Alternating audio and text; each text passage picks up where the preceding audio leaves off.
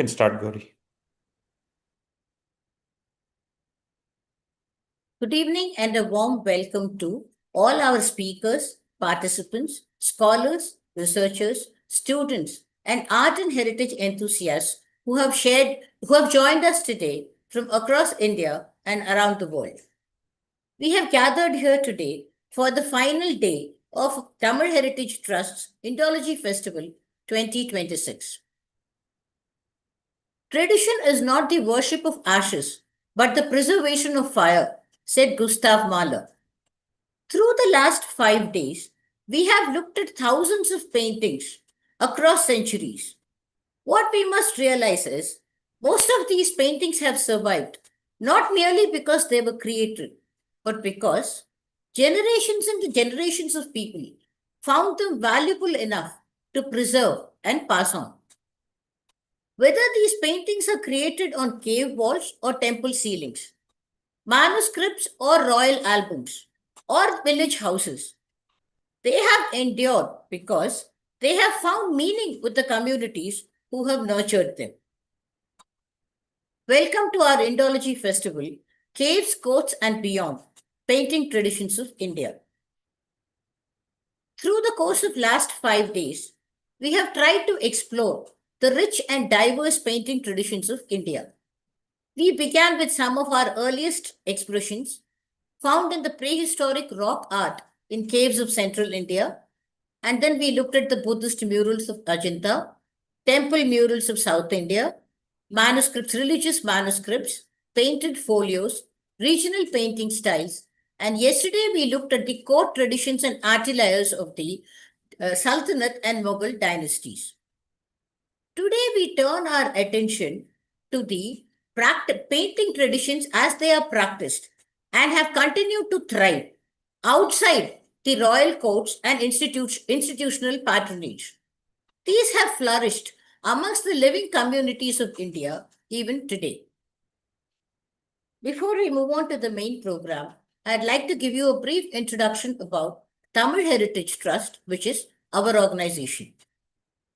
A voluntary organization started by a group of like-minded people almost 16 years back.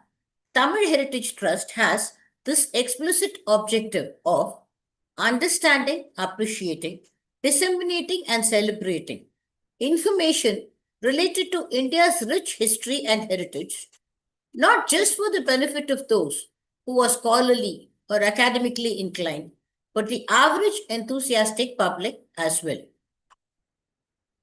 Towards this end, we conduct programs throughout the year. On the first Saturday of every month, we have our monthly Heritage Talk, which is our flagship event, which we have continued to conduct uninterrupted for 15 years now. Then we have our Indology Festival. This is a week-long online event conducted in the month of June, and we are on to our 7th year now. Then in the month of December, we have an in-person event which is 2 days long and conducted in Chennai. We call this the Oratory Concert or Pechu Kacheri. Apart from this, from the Tamil Heritage Trust, we also conduct many one-day workshops called How to See a Museum, How to See a Temple, etc., where anybody can register and participate. On and off, we also have classroom sessions on a variety of topics, and we also have certain specialized programs for specific target audience, like the school teachers of Tamil Nadu or people who want to be trained as docents, etc. Apart from this, we have also instituted 2 awards from Tamil Heritage Trust. The first such award is named after our co-founder and called Professor S. Swaminathan Heritage Award. This is given for individual contributions in the field of history and heritage.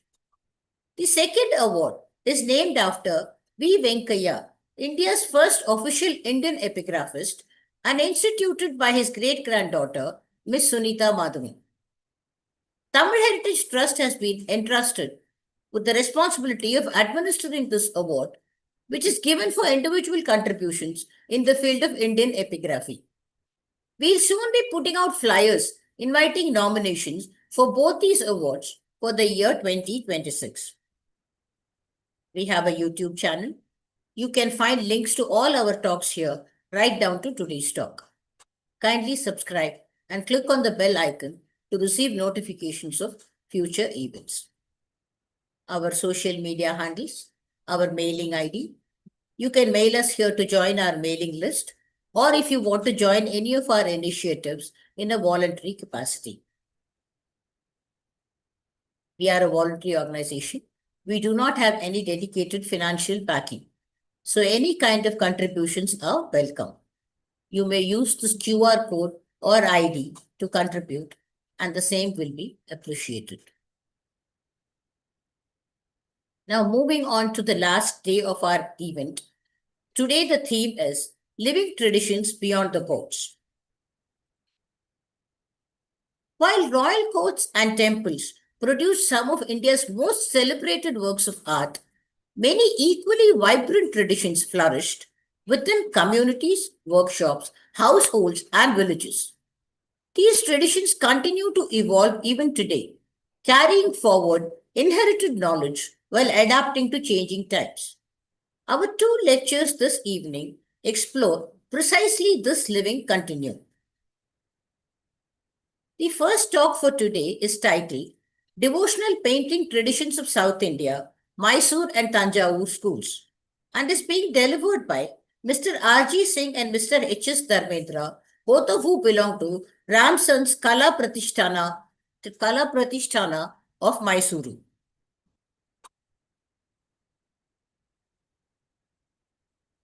The Mysore and Tanjavur schools represent two of South India's most celebrated devotional painting traditions, the Kerala school being the third one. Though they share common religious themes, each developed its own distinctive artistic language, materials, techniques, and aesthetic sensibilities. This lecture by Mr. R.G. Singh and Mr. H.S. Dharmendra will introduce both traditions, examine their similarities and differences, and explore their continuing relevance in the present day. A little bit about our speakers. Mr. R.G. Singh is the founder and curator of the Ram Singh Museum of Mysore paintings and has devoted decades to collecting, documenting, and promoting Mysore painting traditions and other aspects of Karnataka's cultural heritage. Mr. H.S. Dharmendra is an art historian, curator, and researcher associated with the Ramson's Kala Pratishtana with special interest in Tanjore paintings, traditional dolls, and Indian board games. Together, they have played an important role in documenting, preserving, and promoting South India's artistic traditions. A very warm welcome to you, Mr. Singh and Mr. Dharmendra. I now invite you to take over the screen and deliver your lecture. Oh, very warm good evening to all the participants of this lecture. And in the next half an hour, we are going to see how the Mysore painting tradition flourished in this part of the country in the last 200 years. So if we want to really remember the person who laid the firm foundations of this school, it is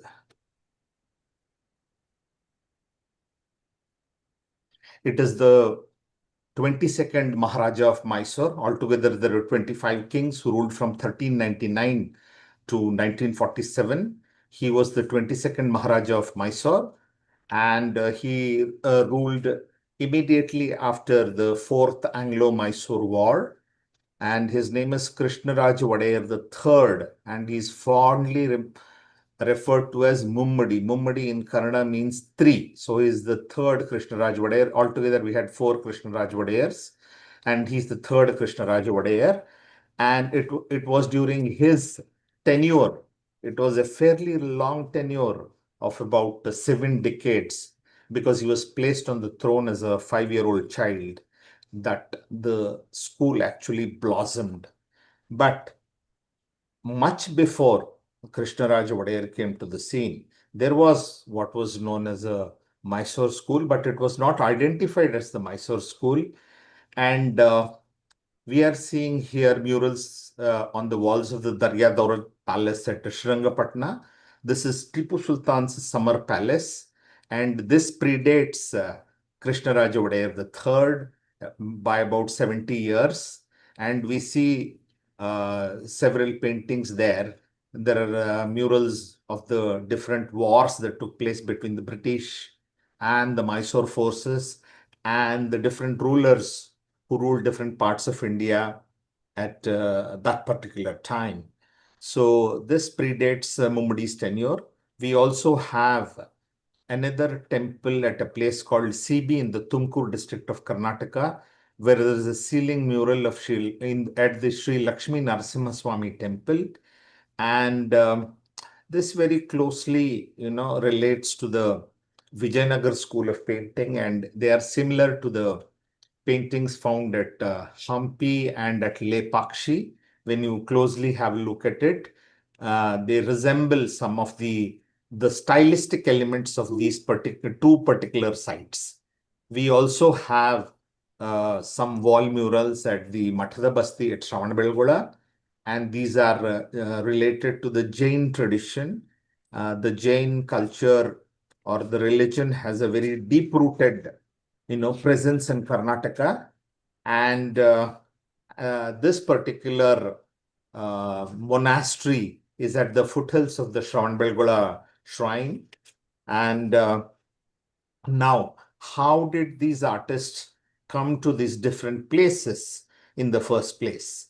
So we go back to the medieval empire of Vijayanagar, or the Karnataka Samrajya as it was called.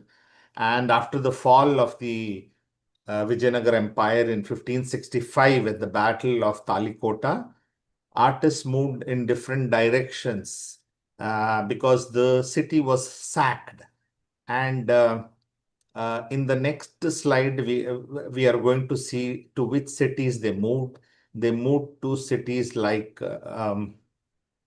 Srikalahasti, Tirupati, Penukonda, Lepakshi, Madugiri, Sira, Mysore, and of course, Ganjam is in Srirangapatna, and also Tanjavur. They moved to these places, and these were, they carried forward the great tradition of the Vijayanagar Empire. And Raja Vadayar, who was the ruler of Mysore in 1610, he welcomes several of these artists to a place called Ganjam, which is about 18 kilometers from Mysore. And there he constructs a temple for the family deity of the Chitragar community. The Chitragar community in South India goes by the surname Raju. We find Rajus in Tamil Nadu, in Telangana, in Andhra Pradesh, and in Karnataka as well. So this is a particular temple that was dedicated. It was built in 1610 by Raja Vadayar, who was the ancestor of Krishnaraja Wadayar III. And this is the deity in the Sanctum Sanctorum.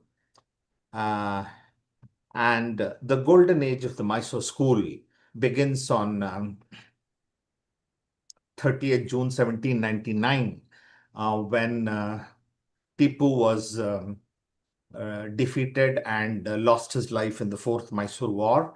And the 5-year-old Krishnaraja Wadayar was enthroned onto the throne of Mysore, which belonged to his family. And his contribution is manifold. And the cultural renaissance of Mysore began with his reign. He ruled from 1799 to 1868.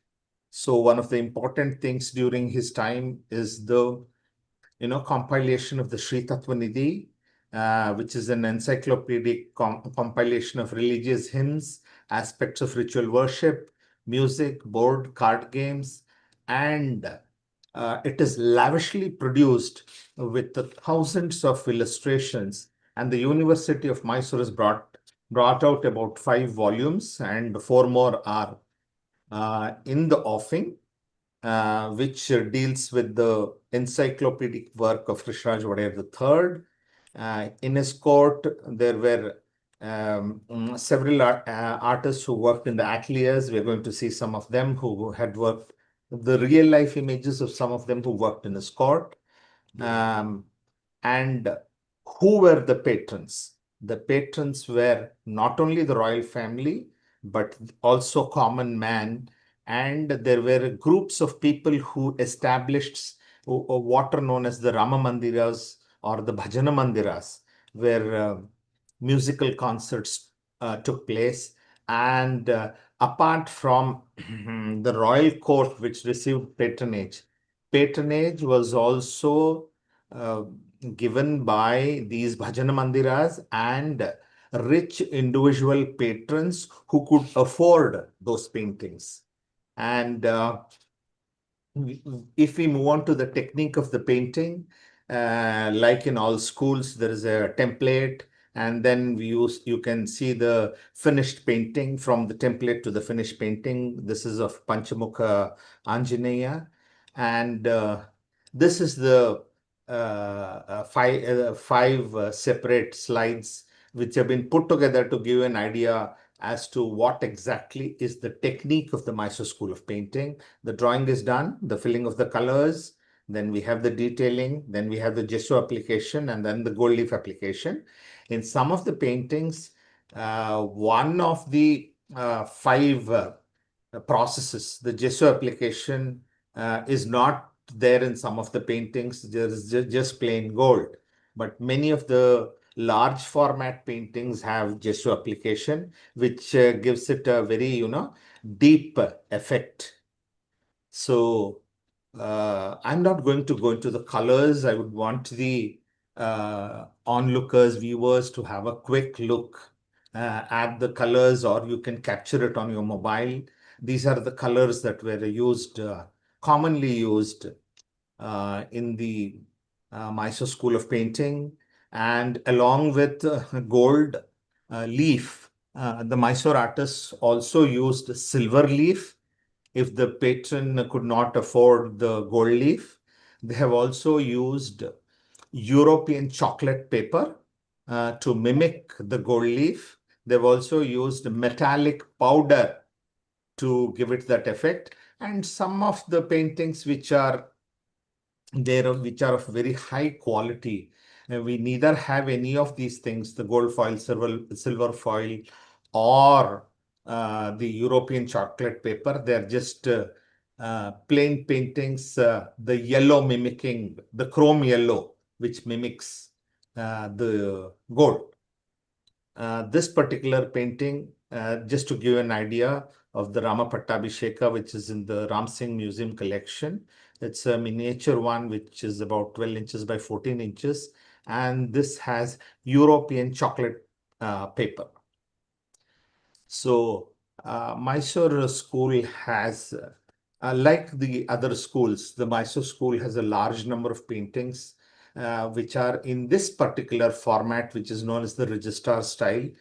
And the register style could give us an idea about a complete story, or it could be a series of stories that have been put together into one single painting. This particular painting, what you're seeing here, is a group portrait, and these people who are shown in these paintings lived between the 9th and the 12th century, and they have all been bunched together as followers of the Veerashaiva sect. There is a place mm, in Karnataka where there is an Anubhava Mantapa, which is in the Bagalkot district of Karnataka, known as Basavana Bagewadi, where this Anubhava Mantapa was established. And these savants who subscribe to the Veerashaiva sect or the Shaivite religion, they are the, considered as role models and some of the great teachers of this particular Veerashaiva sect. And this painting is in the Kuldeep Singh collection. And right now, the Kuldeep Singh collection has been gifted to the Shivaji Maharaj Vastu Sangrahalaya at Mumbai, which was earlier known as the Prince of Wales Museum. We have a lot of individual portraits or a couple portraits like this in Mysore school, which is also very evident in the Tanjore school. My colleague Dharmendra will be showing you similar paintings. Here we see a young Krishnaraj Wadayar, the third, with one of his wives. He had four principal wives, and this is one of his wife, and they are in worship. Sorry. We see such paintings of the Maratha rulers like Serfoji and Ekoji in similar settings. And the Mysore school also has a lot of portraits. And these portraits, we come to know that from the, um, you know, written records that these paintings were made in the royal atelier on the command of Krishnaraja Wadayar III. And these paintings were mostly about important visitors, scholars, saints, the savants, and visiting royalty who visited Mysore or the Mysore court. And they gave a sitting to the court artists, and these paintings were produced along with the name in the Kannada language script. And perhaps it could also be that the king was very proud that he had in his atelier some of the finest artists who could reproduce, you know, uh, the portraits of visiting people. So here you have somebody by the name Mudda Pandita, and it says he's a Jain scholar, and he was a visitor to the court of Krishnaraja Wadayar III. We also have a lot of pencil sketches that were made for lithographs. The Mysore Palace had a large litho printing press by the name Jagdamba Vilasa, and they used these pencil sketches for preparing the stone lithos and mass producing the books for public consumption. And this is one single leaf from by artist D.M. Kodaya. He is signed below. He says Palace Painter, Mysore. And this is a leaf from the Ramayana, the Vali Veda. This is to give you an idea about how the lithographed books looked. And this is this book has about 165 illustrations, and it is titled Devata Nama Kusma Manjari. And this has, on one side, it has the lithographic image of a particular deity, which has been hand tinted with vegetable colors. And on the other side, we have the text, which is usually the Dhyana Shloka or the benedictory verse of that particular deity. And it covers the entire gamut of uh, Hindu iconography, the Shaiva, the Shakta, and the Devi and the Ganapatya traditions. And it has all the images, and this is a truly and another encyclopedic work which was created in the court of Mumbadi Krishnaraj Wadayar. And there are several books. They have listed about 200 books from that particular period of 7 decades, which have been created under the command of Krishnaraj Wadayar III. We also have a very great tradition of the illustrated manuscripts in the Mysore school, and it covers a wide gamut of subjects. This is something connected with music, and this is a folio from the Swara Chudamani, and it shows the Rag Deepak. We usually have, most of you will have seen this in the Jaipur school or the Pahari school, the ragas, and we have similar ragas in illustrated manuscripts in the Mysore school. Uh, and another, very important aspect of the Mysore school is that we have a lot of paintings which have schematic maps of important pilgrim centers across India. So here you can see from the top left Tirupati and Srirangam and Melkote. In the second panel, you see Kanchipuram, the Prasanna Krishna Swami temple at Mysore, and the Ahobala temple, which is presently located in Andhra Pradesh.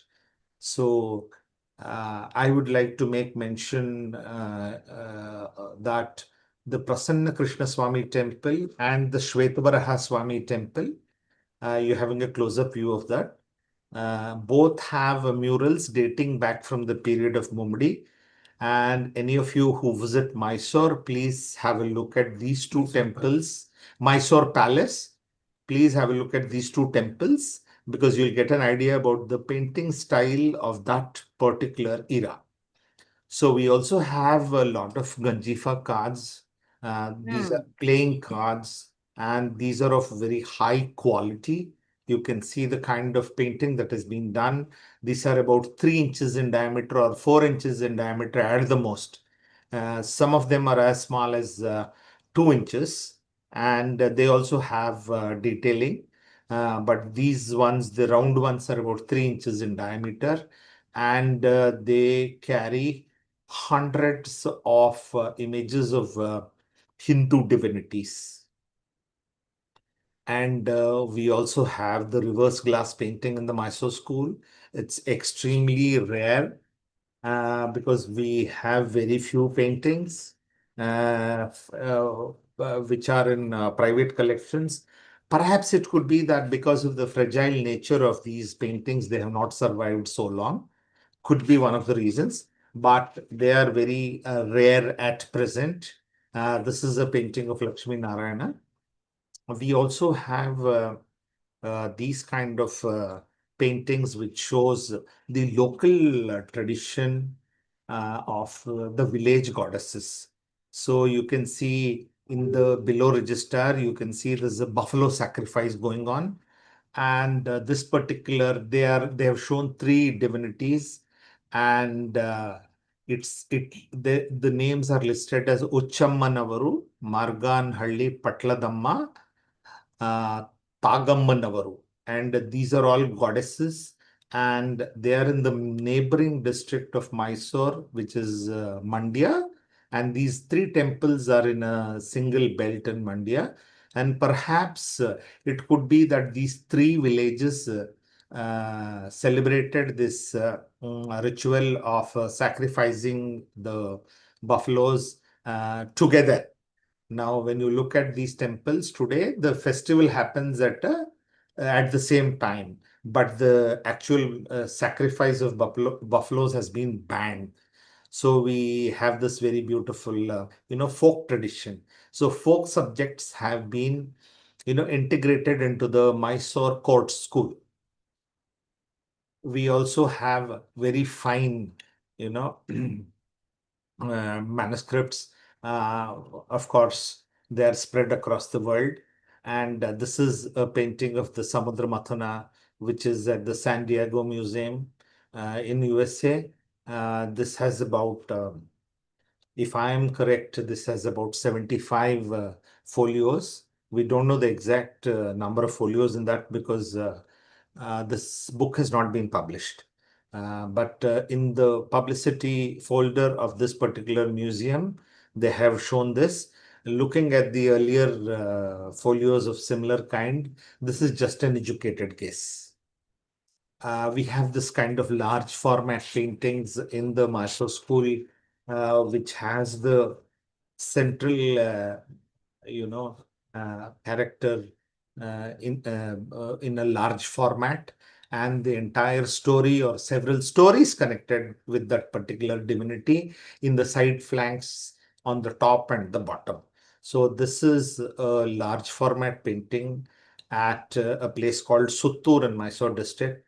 And it shows the Panchavimshati Leela Murti, that is the 25 different forms of Shiva. Just like we have the Dashavatar of Vishnu, these are the 25 different avatars of Shiva, and they are collectively referred as the Panchavimshati Leela Murti. Uh, we have several masterpieces in Rama Mandiras of Mysore, which show very unusual paintings. Like this is in a small, very small Rama Mandira in Mysore, and it shows the story of the subduing of the brilliance of the Surya Deva, the sun god. His brilliance is being, subdued. Uh, and this kind of paintings you see in mm, a large number of Rama Mandiras. I mean to say in different subjects. So just a close-up view of the same thing. We also have, as I told you earlier, that the patrons of the Mysore school were mostly, many of them were also rich merchants who belong to the Jain community. So we have these uh, Jain stories that have been very beautifully depicted in the Mysore School of Painting. And these most of them are stories from Western India, but we also have local legends that have been intertwined into the Mysore School of Paintings. This is a very important painting from the collection of Kuldeep Singh, and it shows a group portrait of artists from the Mysore Palace Atelier. And if you look at the timeline, these artists worked for the last, almost the last four kings of Mysore. That is Krishnaraj Wadayar the third was the 22nd ruler. Then we have Chamraj Wadayar the 10th was the 23rd ruler. Krishnaraj Wadayar the fourth who was the 24th ruler. And Jayachamraj Wadayar who was the last ruler. So we have this very beautiful group portrait. My colleague Raghu Dharmendra has identified the artists, and these are the names of the artists. The person onto your screen's left is Gottugara Tippanna. Gottugara is you can loosely translate it as the superintendent of the painting department. We have another artist, Avadhuta Papanna. And then we have Venkat Subbu. Then we have Chitragara Channa Krishna and Chitragara Narayanappa. Now, how were these artists identified? They were identified based on the earlier what I showed you, the Muddha Pandita, Jain Muddha Pandita, those small portraits. They were identified through those small portraits of these particular artists in a book form. So now here we are going to see a work by the superintendent of the palace, Gottugara Tippanna. He has signed this particular painting. This is the genealogy of the Wadayar kings, and this is in the collection of the Karnataka Chitrakala Parishad at Bangalore. And the next artist is Narayana, and this particular painting, where he has written his name along with the king's name, is in the collection of the Ram Singh Museum. And the artist Narayana not only states the name of the king, but he also states his father's name. He says, I am Ramanaji's son Narayana, who has painted this portrait of the Mysore king. We have this magnum opus, a very large format painting.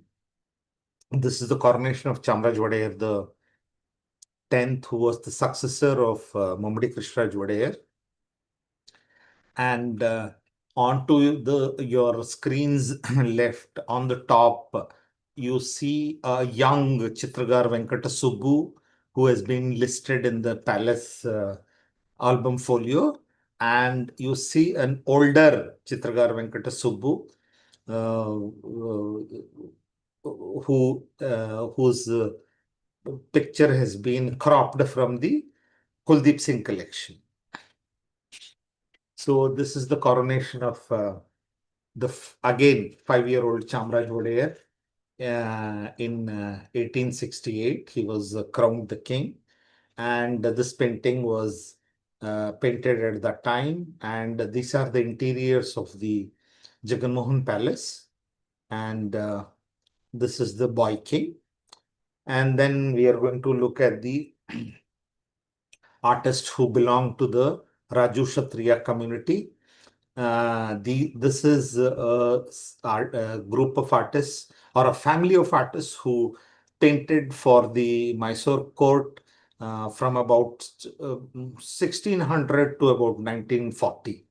So we have Veeranna, then we have his son Yellappa, and then his son Sundaraya, then his son Yellaya, Yellaya's son Subramanya Raju, Subramanya Raju's son Krishnananda Raju, and the seventh is Rani Rekha, who is the granddaughter of Subramanya Raju. All of them painted in the Mysore style. Rani Rekha continues the tradition today. She still paints in the Mysore school, but she's also in modern, she paints in the modern style as well. So here we are having a look at the specimen that was done by Sundaraya. And this is Gauri in worship. We have another very famous artist from the Mysore, a bunch of artists who belong to the Mysore school. This is Chitragar Tippaji of Shikaripura in Shumaga district. He is one of the, finest artists of the Mysore school, and his paintings reflect a very high degree of skill and very imaginative concepts that he has painted. There are about 30 or 40 specimens which are there, and believed to be about 40 specimens, and most of them are masterpieces. So this is a close-up of the painting of Chitragar Tippaji, and it mimics the Hoysala style of architecture. Just to give you an idea about some of the artists who worked in the later period of the Mysore school, we have an artist by name Durga Pataya, who worked from about 1890 to about 1930. And this is one of his creation. And we are able to identify many of the artists by their signature and also by the style in which they painted and the format in which they painted.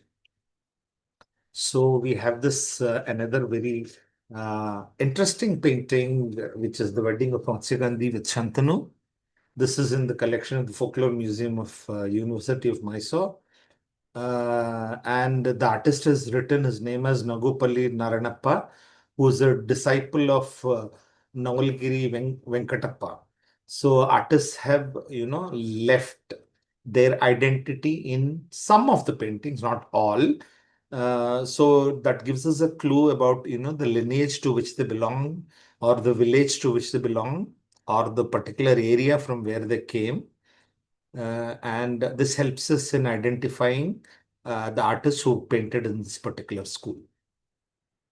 So we have this, it was unusual that not only the artists came from the Raju community, but there were also talented artists who did not belong to the Raju community.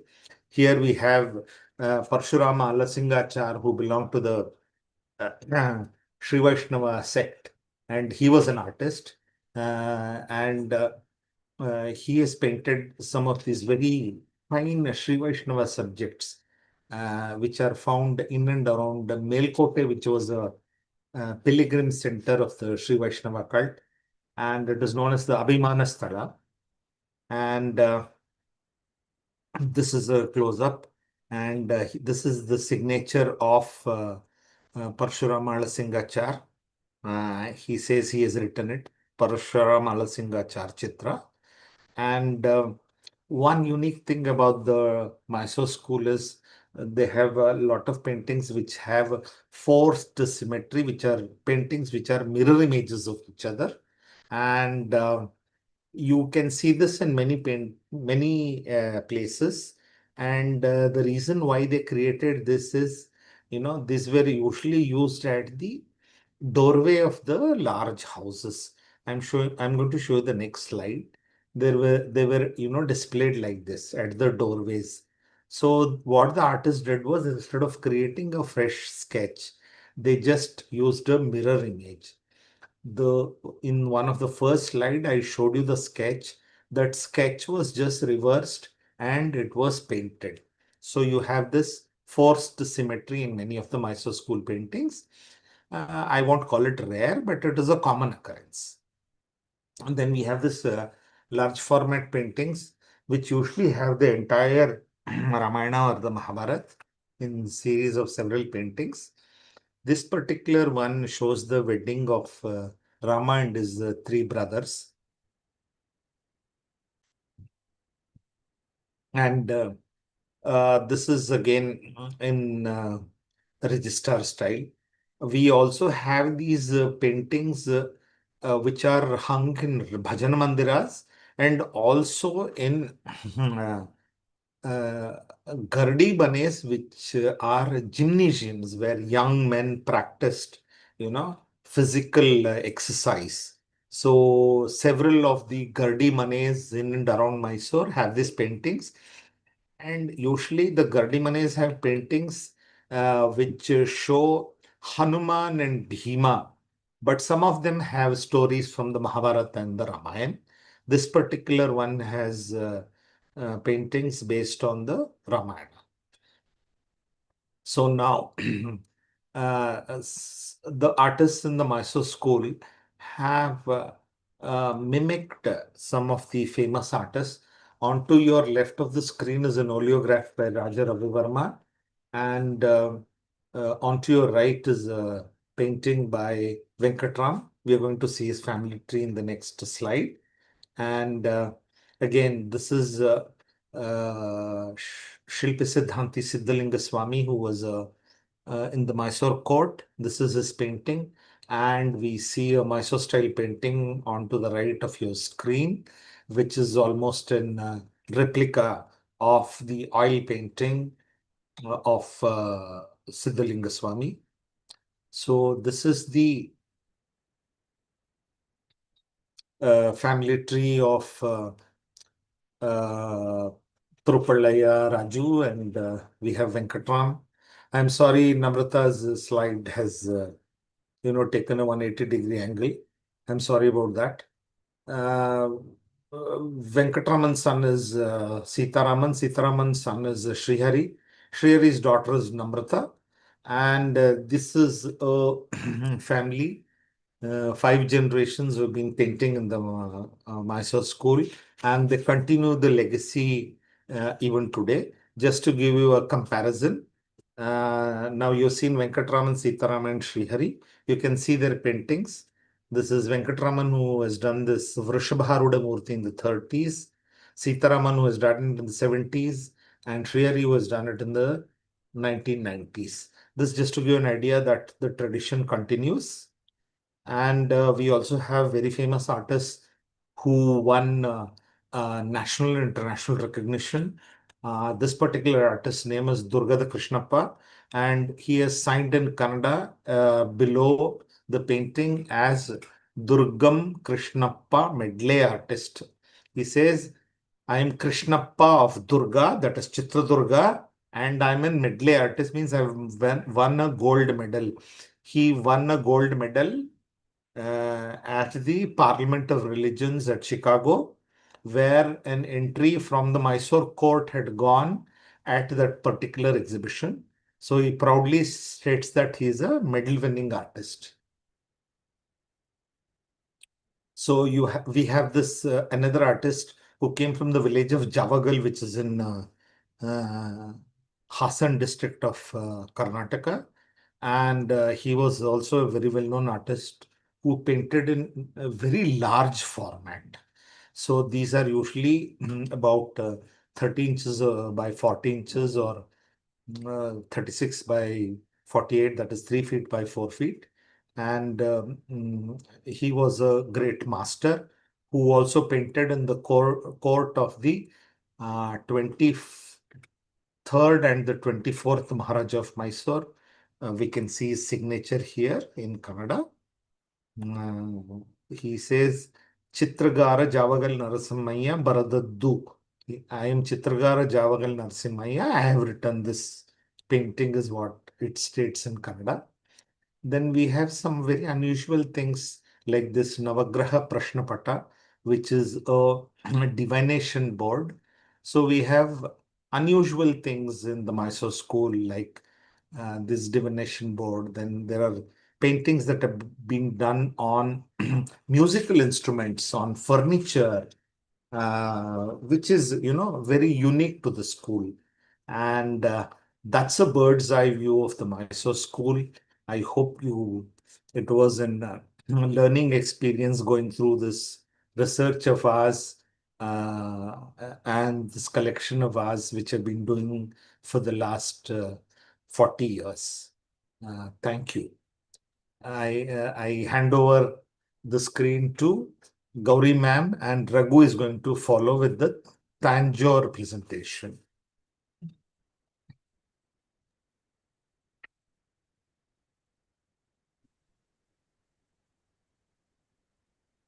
Yeah, thank you, Dr. Singh. What an amazing level of paintings and so much of detailing. I think we'll have a joint question answer session after Mr. Dharmendra's lecture also. So Good very evening. warm welcome to you, Mr. Dharmendra, and the screen is yours.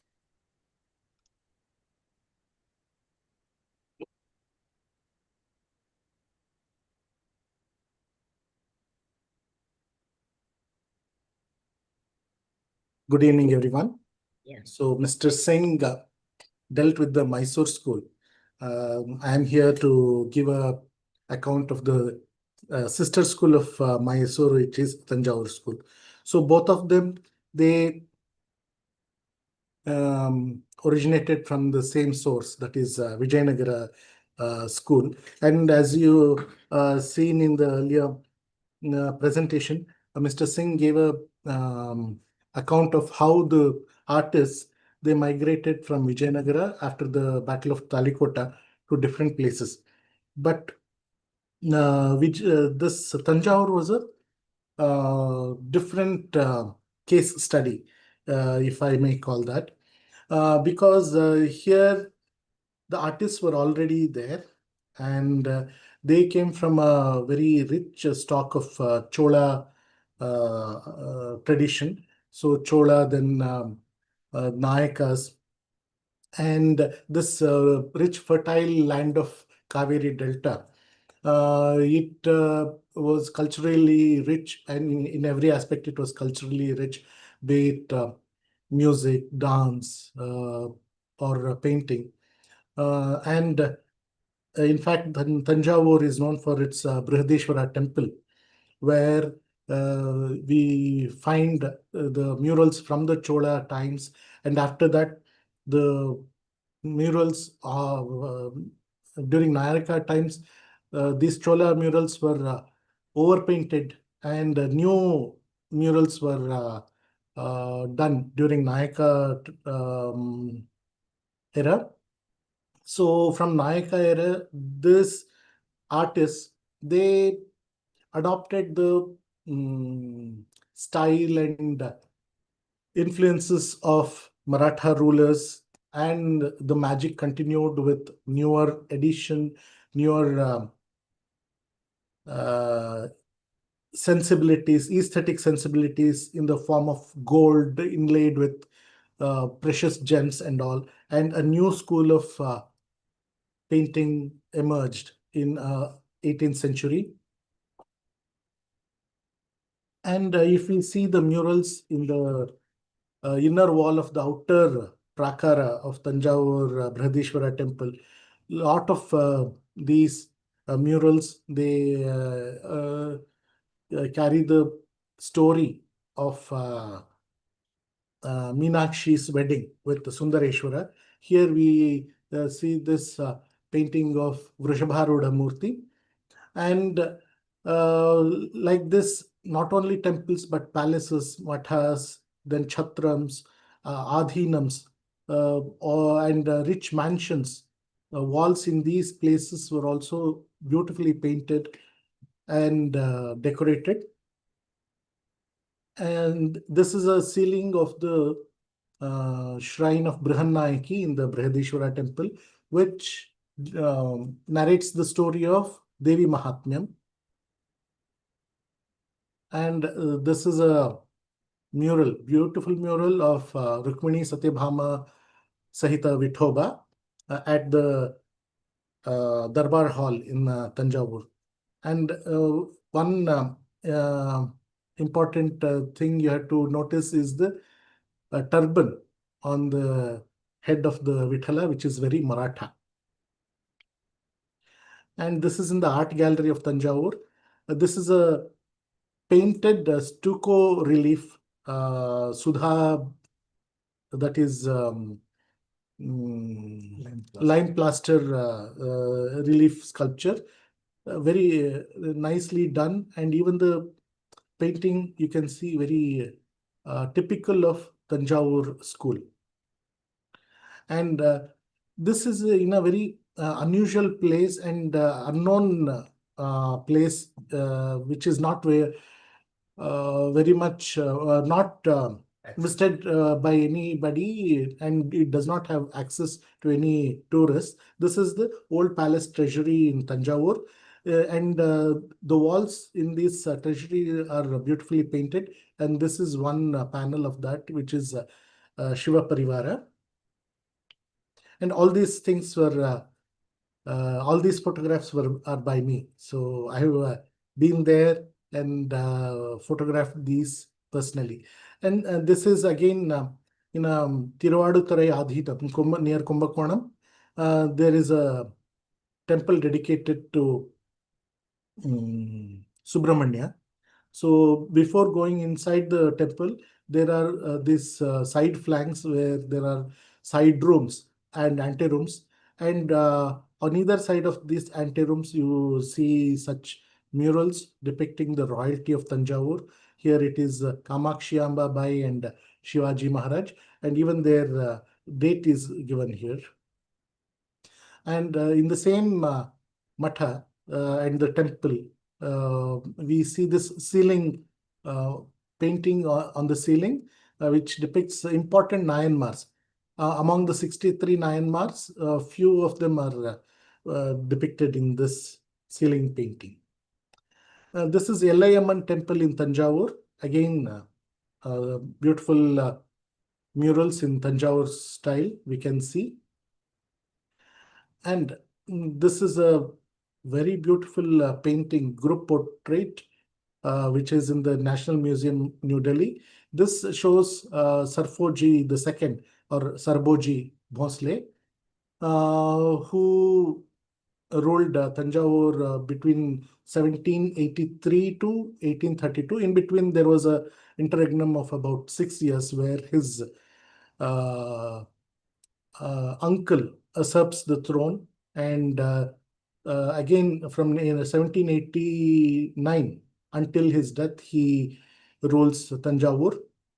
This period is very important for the culture of cultural renaissance of Tanjavur in a way, because again you can see the Carnatic trinity in music. They lived during this period, and you see the efflorescence of Tanjavur school. So many cultural growth, so much of cultural growth happened during this time of Sarfoji. And after Sarfoji, it kind of stagnates. The culture, the music, the especially painting stagnates. We can see it later. And if we look at the details of this beautiful painting, look at the gesso work, very fine gesso work, as finely done as in Mysore school, and the texture on the cloth, the patterns are very fine indeed. And even the portraits, they seem to be their personal studies of each of the participants. Now, each of the persons depicted in this, very detailed, and even um, the clothes, the dress, uh, the patterns are very beautifully depicted in this painting. I think it is one of the most excellent specimen of Tanjore school. And this is one procession of Raja Amar Singh, the person who usurps the kingdom for 6 years from Sarfoji II. This is the procession. This painting is in the Los Angeles County Museum of Art. Again, very nicely depicted. And one aspect to be noted here is the sky. Look at the way the sky has been depicted, the blues, grays, very imaginatively done by the artist. And again, this is a mural at the Brihadeshwara temple of Kashyapa worshipping Kamadhenu. And same painting you can see in this Tanjore school painting, which is done on a wooden plank.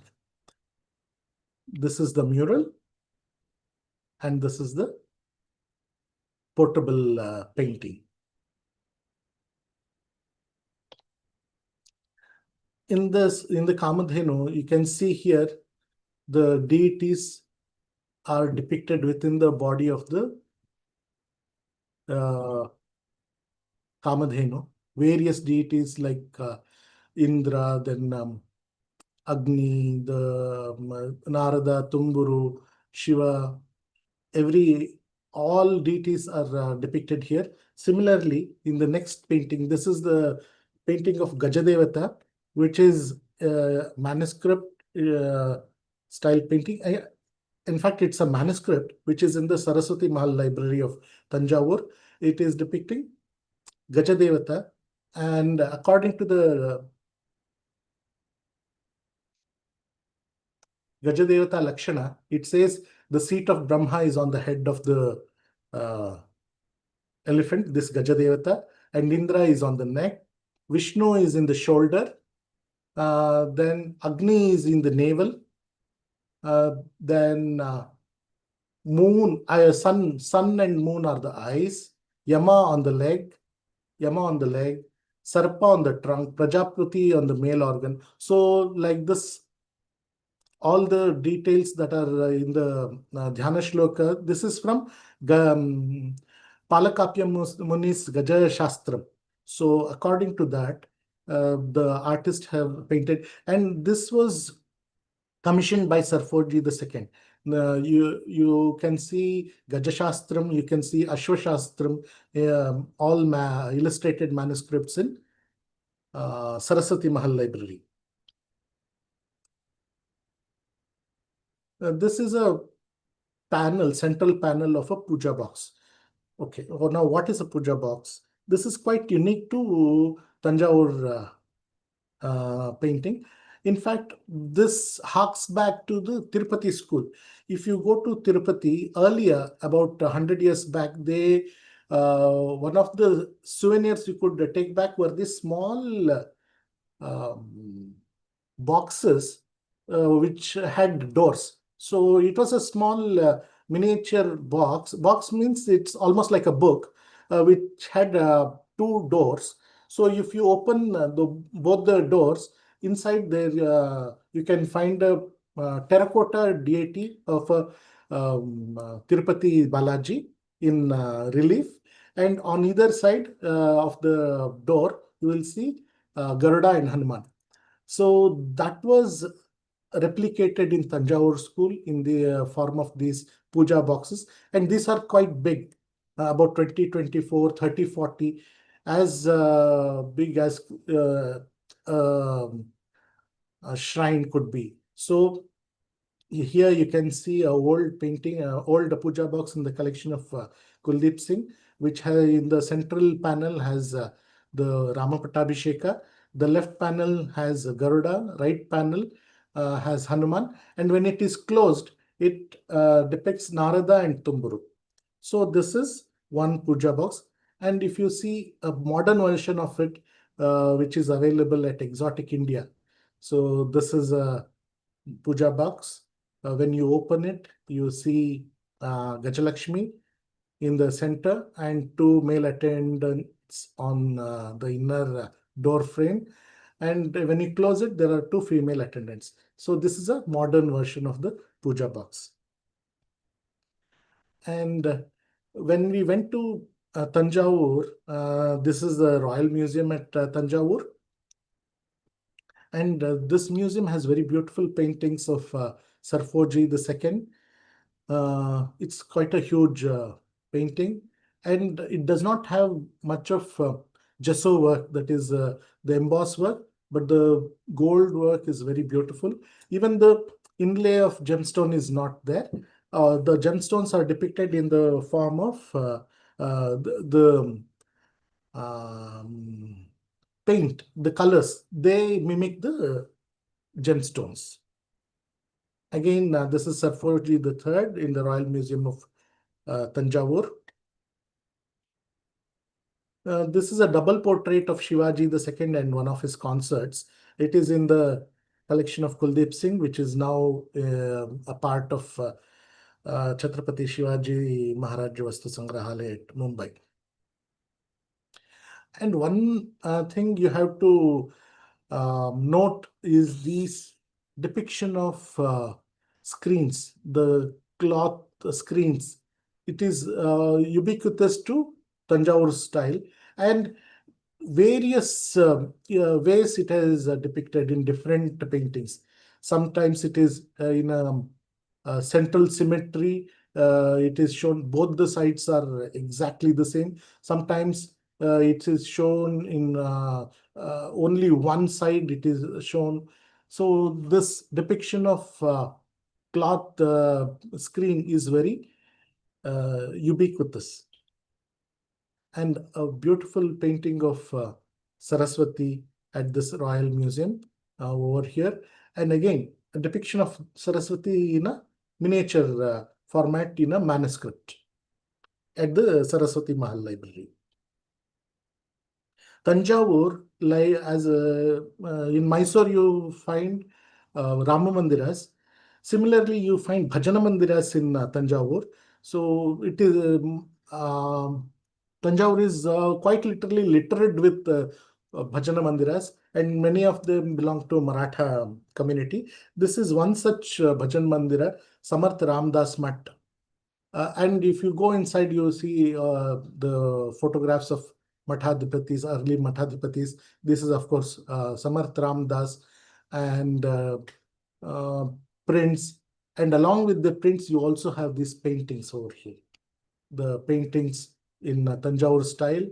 This is Mathadipati Bhimraj Goswami Shapurkar, first Mathadipati of this Matha, and the second Mathadipati Narayana Goswami. And as I said in my previous slide, look at the curtain. It is shown one side, on one side. And painting over here is Samarth, in the same Samarth Ramdas Math, is the fourth Mathadipati Raghunath Goswami.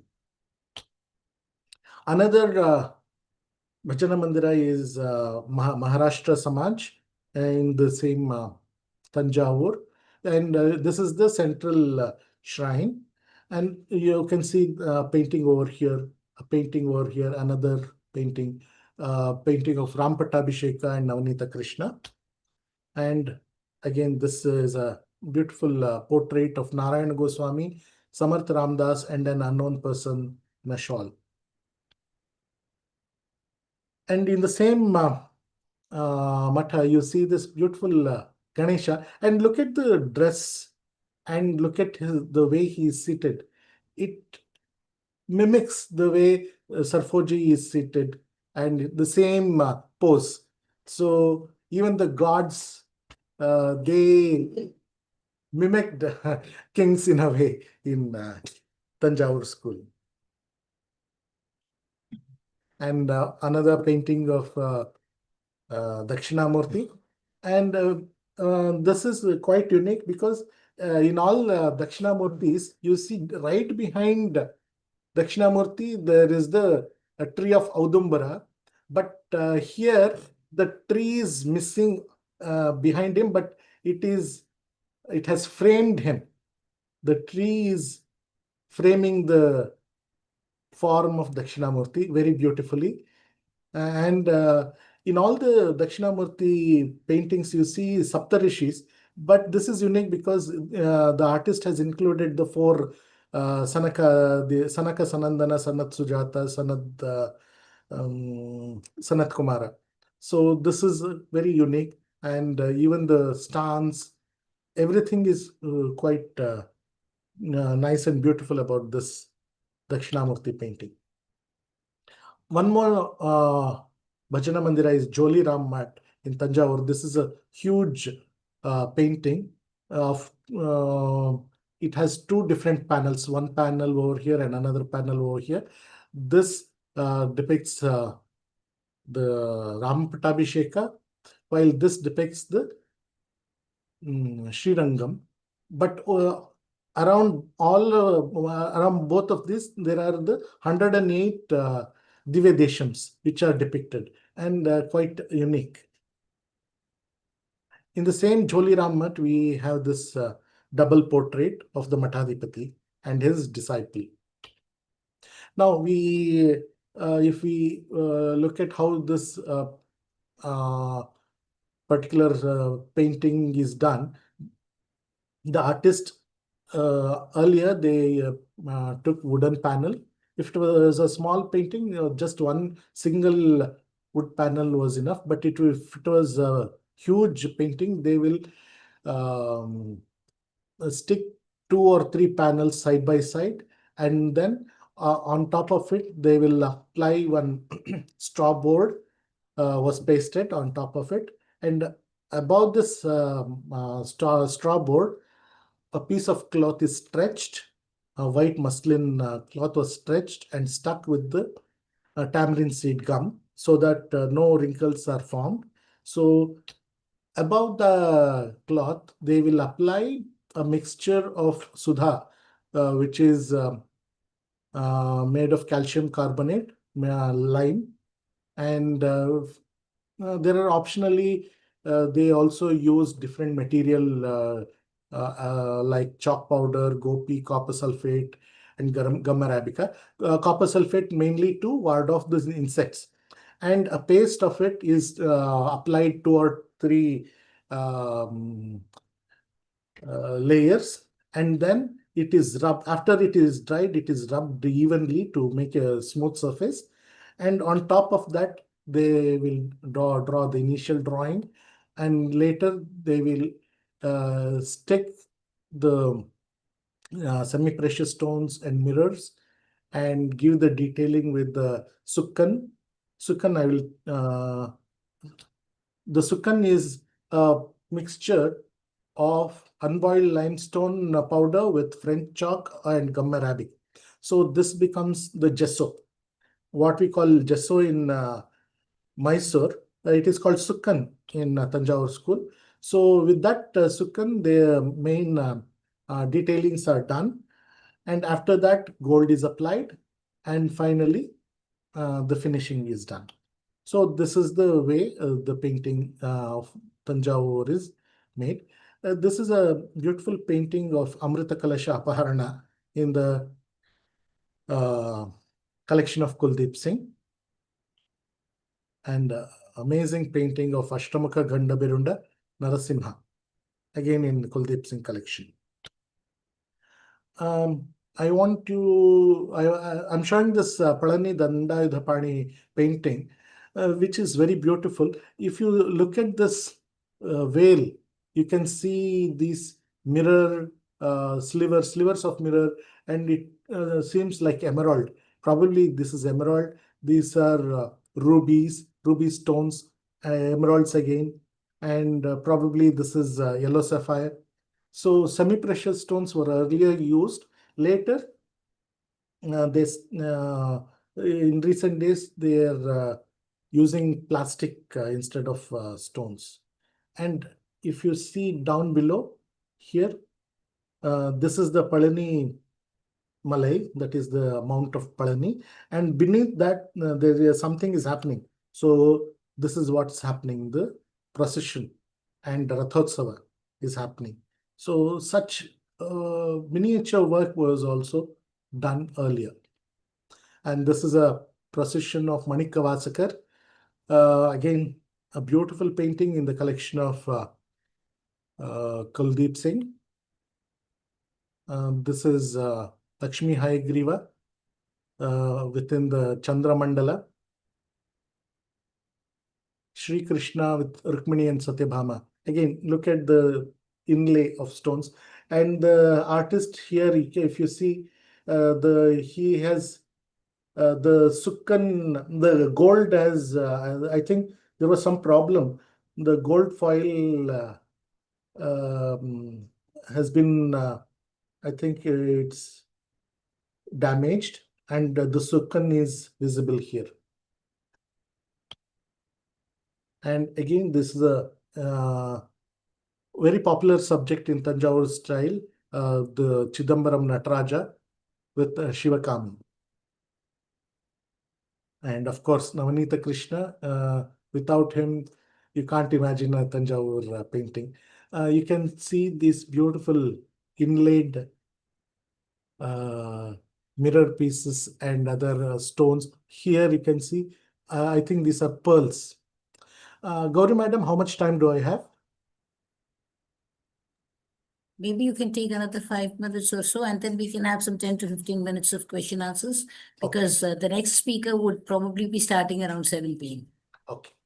In this pedestal, look at the inlay of mirror. Very ingeniously, the artist has done this. And again, this is Shiva Darbar in Kailasa in Kuldeep Singh collection. Nalvar, painting of Nalvars. And this is a jeweler's goddess, the story of Ram Sunar, again in the collection of Kuldeep Singh. I don't want to go into the detail of the story. And look at this, the way the artist has used gesso and gold. It looks as if the brass icons have come alive in this painting of Tengalai Sri Vaishnava Gurupanapra. So how the artist used the material is dependent on the genius of the artist. A very unique composition of Ardhanarishwara within a 16-petaled lotus. And we find a lot of such devotional portraits of, this is a devotional portrait of a lady in front of her, I think, Guru. This is Guru Mauna Vishwanatha Swamigal. Probably she commissioned this specially for her. And we come across such painted photographs also.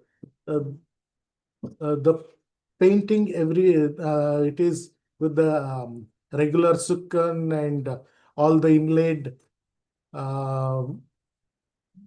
material around, but this particular figure is a photograph. So this is a painted photograph in Tanjore style of Tiruvaduturai Adhinam's His Holiness Srila Sri Ambalavana Desika Paramacharya Swamigal. And the reverse glass paintings very ubiquitous to Tanjore school. We find lots of them in Tanjore school. And most of the such reverse glass paintings are of secular subjects, king, queen, and then there are fairies. Such secular subjects are shown. And here we have a reverse mica painting of Kabandha Yuddha, Rama Lakshmana fighting Kabandha. This is in a private collection. And another unique aspect of Tanjore school are these lunettes. Lunettes, glass, stained glass lunettes. This is of Andal. And this is one of the celebrated artist, Yallappa. He was in Vellore, and he was a Tanjore style artist, but later he started doing the company style, and he has been mentioned in this book, Forgotten Masters of Indian Painting for the East India Company by William Dalrymple. So I believe that this painting next to him is by himself. And he is called as Yallappa Picture Mochi, Mochi who does pictures. And finally, this is myself with the famous artist of Tanjore school, Shilpa Guru Venkatesha Raja. Thank you.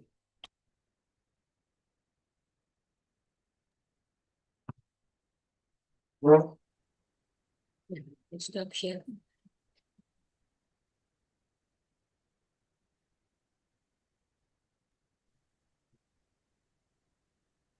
Stop sharing the slides.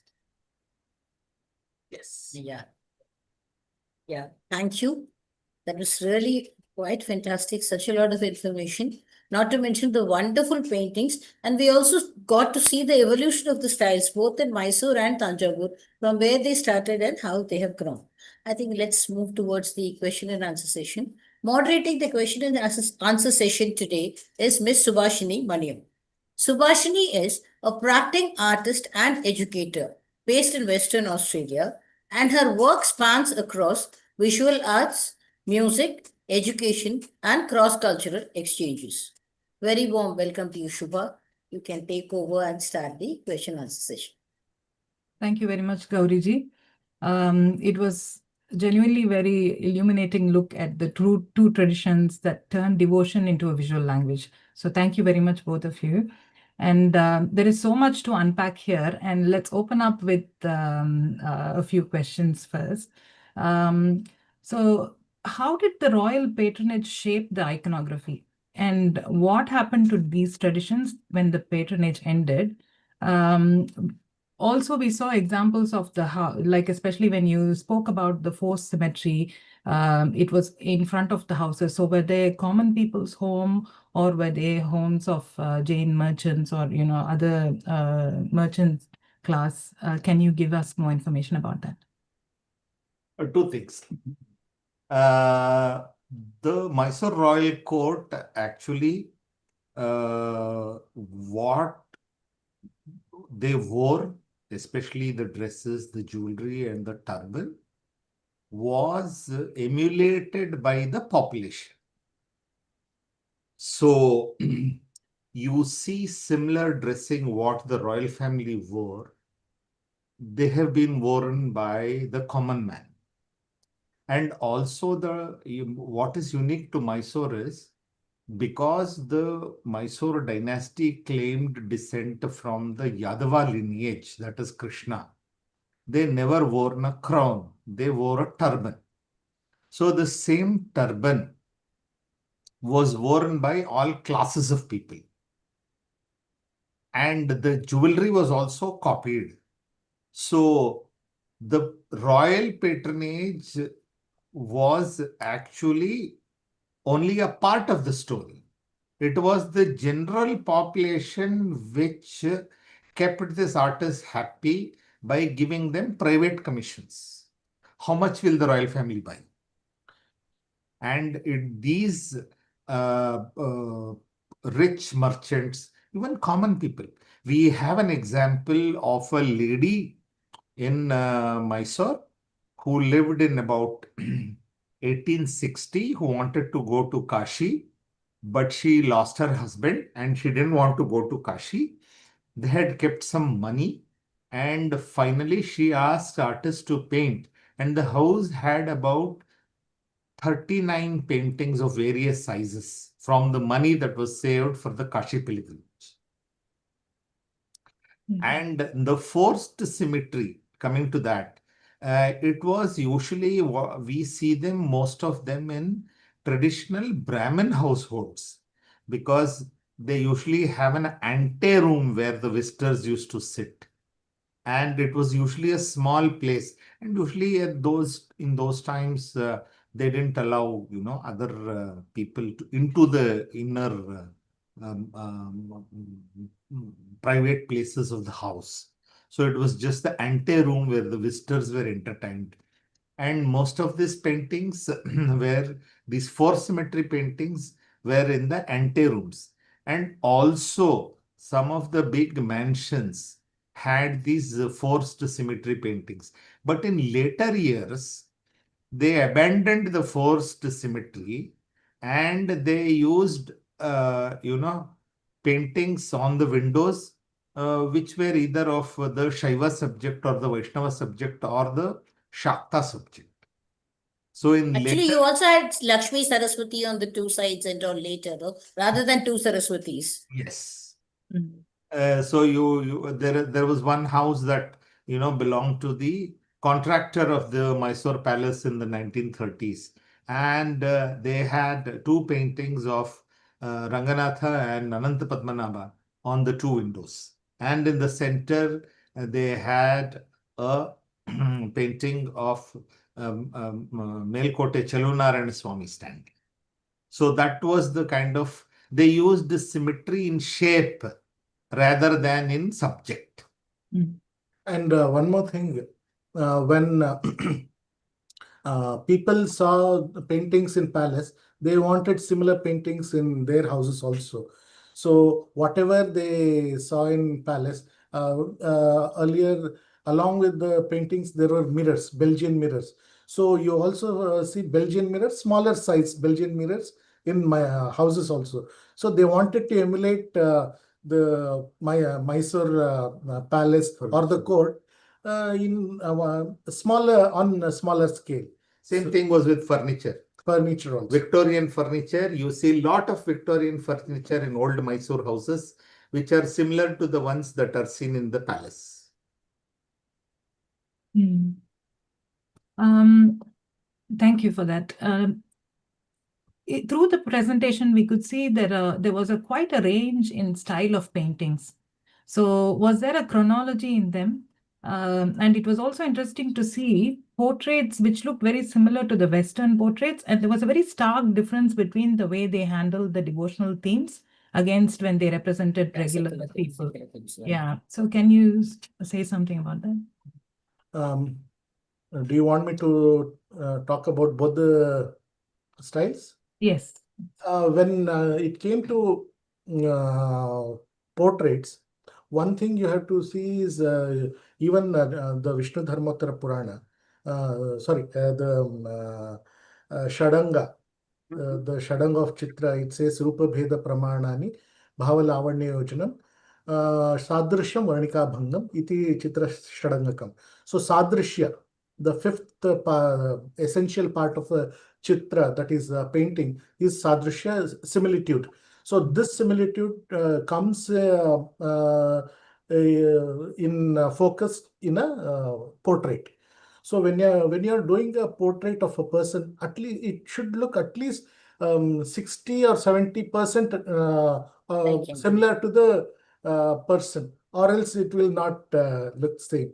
So that sadrishya should be there. That's why you will see even in traditional artists, when they did portraits, they took probably they wanted a sitting. They observed the person and they tried to emulate the similitudes of that person's facial features in that. So you might find that going away from the traditional aspect, because you can identify the person over there.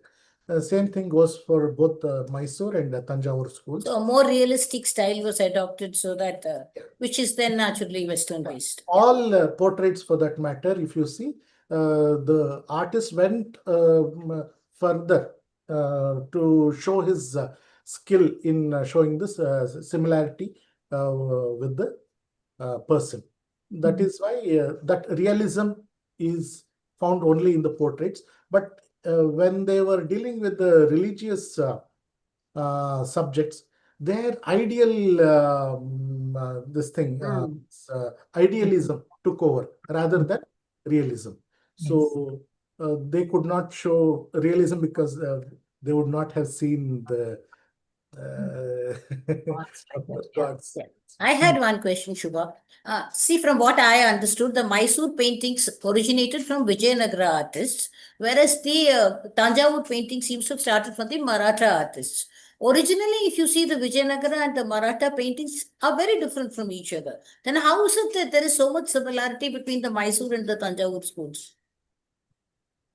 One thing is the same, branch of Rajus, the Telugu speaking Somavamshi Arya Rajus moved to different principalities and kingdoms and painted them. So their basic training was the same.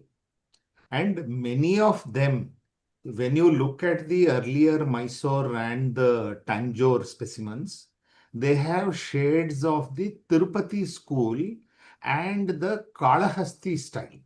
Mm. So these are people who perhaps came from the same stock, and they moved into greener pastures and into a kingdom or a locality which had more patrons. Now, a particular, say, Tirupati, it has a limited audience. So it has people who subscribe to that sect visiting. Not all communities might want to visit a Sri Vaishnava place of pilgrimage. But in an setting, a urban milieu setting like Mysore, we have all sects. So they will receive more patronage. If you are talented, you will receive more patronage. Because when we have done our, long research, we have seen that, the artists were so clever that they have used the same pencil sketch of uh, Vishnu and Lakshmi sitting together. That is Lakshmi on Vishnu's lap, and in the front there is, a Garuda standing. Exactly same size and the same composition and the same colors. We have specimens of Parvati sitting on Shiva's lap, and there is a Nandikeshwara standing in front. There is absolutely no, the correction is only in the characteristics of the divinities. So these people were catering to what is in demand. Mm. And one more thing, the last slide what I showed with Venkatesha Raja, his name Venkatesha Raja, he has changed the Raju to Raja. When we interacted with him, their surname is Raju, and they come from the same Somavamsha Arya Kshatriya community, and they again speak Telugu. Same artist and same community as we find Chitragars here. The RG showed the a family of artists. Mhm. Veerayya, Yellappa, Sundarayya, Y. Subramanya Raju. So Y. Subramanya Raju, again they are from the same Somavamsha, Arya Kshatriya. One more thing is when we interacted, Venkatesha Raja was telling, I have to come to Mysore, I have to visit Nimishamba temple. That is our family deity. So for this artist also here, Nimishamba is the family deity. And again, there is a give and take. They marry among Ah. so they come from the same stock. Their tradition, their heritage is same. So the same sensibilities they are carrying. Only the outer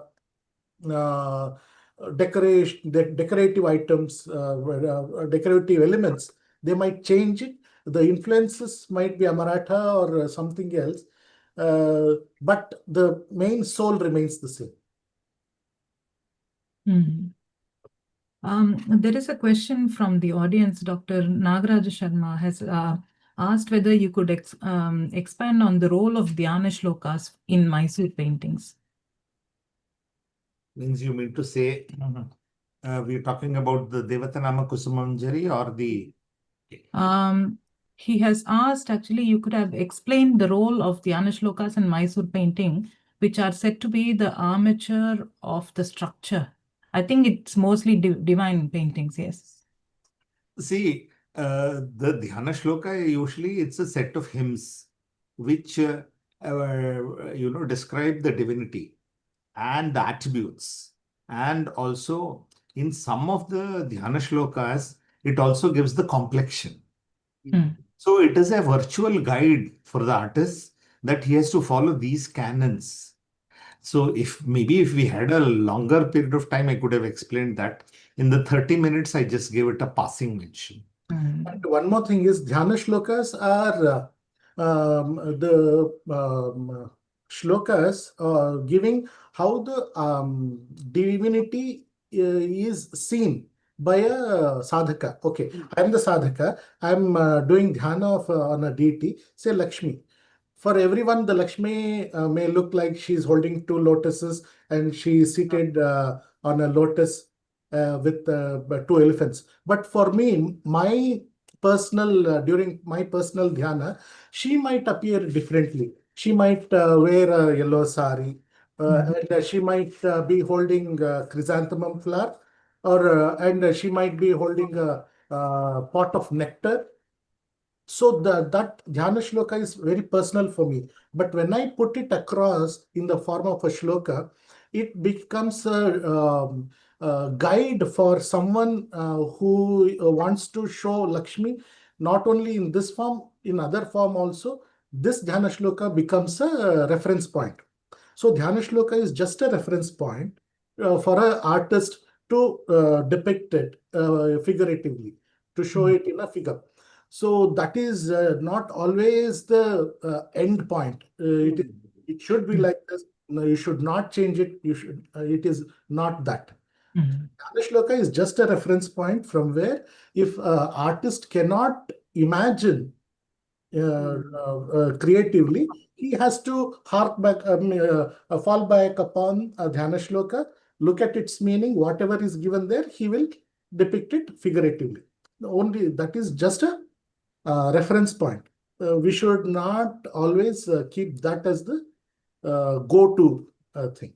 If you want, maybe in your next year's lecture, we could delve upon an artist by name Jailan Simha, who is 90 years old now, but he stopped painting. And he is one of those sadhakas who has, dwelt upon, meditated on the Dhyana shlokas and given his own, stylistic rendition of the divinities. So he is one great living master. So maybe perhaps we can, if you want, we can have a lecture on the works of Jain Simha. Yes. So there's one question from the chat from Divyan. What were the influences for gesso work in Mysore school? When and how did the use of gold foil, stones, and sukkan come into Tanjore painting? Was gold an influence of Rajput or Mughal styles? In the Rajput and the Mughal styles, we have what is known as the Hilkari, which is a liquid version. Gold in a liquid Gold form. in a liquid form. So we don't see this liquid form in the Tanjore or the Mysore. We have only this leaf gold foil. So the nearest thing what we can, attribute it could be some of the Jain paintings where they applied gold leaf, and it could be some of the in some of the descriptions they tell that some of the temples had this gold leaf on the walls where paintings were there during some of the earlier rulers of Karnataka. So could be it was in the collective memory of the artists and they used it here. This requires more research. This is just I am putting forward a theory. And as we both said, the artist always mimicked whatever is available locally. So if you see Tanjavur jewelry, heavy, beautiful jewelry with that Kim. Burmese rubies. rubies, then gemstone, gem set jewelry. They wanted to show the exactly same in their paintings. So how to go about that? So use gold and use semi-precious stones. Semi-precious. Precious. So probably some genius artist came up with this idea to use such. When you look at the earlier manuscripts of the Mysore school, they actually have, a lot of elements which do not conform to the Mysore school itself. Some of them conform to the Tirupati school, and some of them that requires more research. We don't They know. also had a Rajasthani influence, actually, some of the paintings you showed. That is only at a later date. Like, especially maybe the Surumanjari paintings were influenced by the. Could be. And one more thing is, if you go to Kinnada near Hampi, it is just about 30-35 kilometers from Hampi, you find a very unique tradition of chowkis, where they have these furnitures for gods and goddesses. They also decorate the rathams. So they paint it, and they use a material, they call it as tavara, which when it is painted with a transparent yellow color, it mimics gold. So earlier they were not using gold because on the ratha you can't use gold. It is a very public thing, so anybody can scratch it and damage it. So the tavara was used. Maybe they were using tavara earlier times, and when the royals wanted, instead of tavara, they used actual gold foil. And since it is very nearer to Vijayanagara, probably it comes from Vijayanagara itself. Because when we see all the traditional art forms which have come down from Vijayanagara style, Surpura style, then Tanjavur, Mysore, then we have Anantapur, we have Kadapa, so many schools. All of them use gesso and gold. Gesso and gold is always there. So probably this came from Vijayanagara itself. You have one last question, Subhashini. After that, we can wrap up. Yes. There was a question regarding the schools. When you mentioned schools of from Tirupati school, so was there an institution that had proper teaching methods where everyone came to learn like how we know school as today, or was it only within the guild, or how with family related work? So how do you define the schools? It was a guild and it was a family secret. It was Vamsha It Parampara. Vamsha Parampara. It came from, the father to the son. And if any outsider wanted to get in, it was hard not to crack. Impossible to do that. And he had to go through a lot of trouble and prove himself that he is there for seriously he wants to learn it. And after proving time and again, only then he was given access into. We have bunched this into schools only in the last 100 years. Earlier, they were not known as those particular schools. They were just known by the name. For example, we have Surpur, which was a small principality. And you find very fine miniature works. And if you want a Surpur lecture, both of us can do it because we've done research on the Surpur school as well. And most of the paintings were at the size 6 inches by 8 inches. And in that you are showing a Ramapattabhisheka, which in Mysore school is shown in 36 inches by 48 inches, is shown in 6 inches by 8 inches. And beautiful, very fine gesso and fine gold work. Gold. Amazing. And what happened after the last Surpur king, Nalwadi Venkatappa Nayaka, actually he took part in the 1857 rebellion. And he was suspected of being a part of the rebellion, but he says, I am not. And he's called to Secunderabad, and there at the military cantonment, he's shot dead in the morning. So the Surpur school dies a natural death. There are no more, benefactors who could support the school. So like that, 100 years later, Vijay Hagargundi, who is now about 70 years old, revived the school. Mhm. So we can talk about that revival if you want. So we have many such stories. Subhashi, would you like? Yeah, I mean, we could honestly keep going, but we need to wrap up for the next one. So we'll keep the knowledge here and let us delve in further. Thank you. Thank you. Thank you so much. Thank you, Mr. Singh, and thank you, Mr. Dharmendra, for that very nice lecture. And thank you for answering all our questions so patiently. And thank you, Subhashini, for moderating that session. We will quickly move on to the second lecture of the day.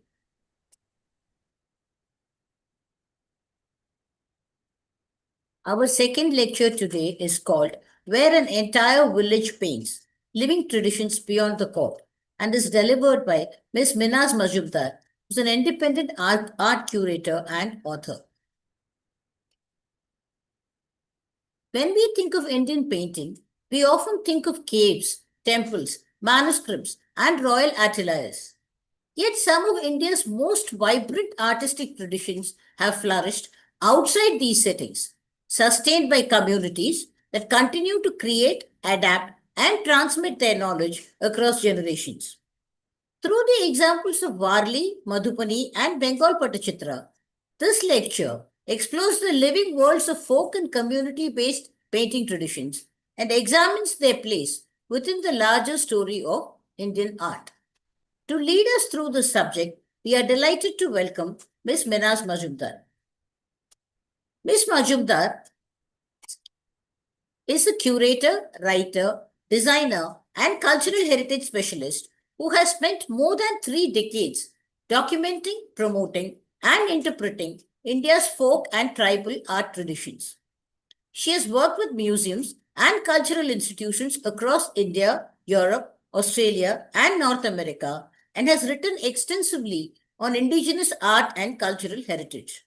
She is widely recognized for her work in bringing India's community-based artistic traditions into national and international conversations on art and culture. A very warm welcome to you, Ms. Menas. The screen is yours. Thank you so much. Thank you to the Tamil Heritage Trust for inviting me to give the concluding lecture. And it is indeed my absolute honor and privilege to present. Let me just get the... So let me give you a little background about myself. I come from the northeast of India, and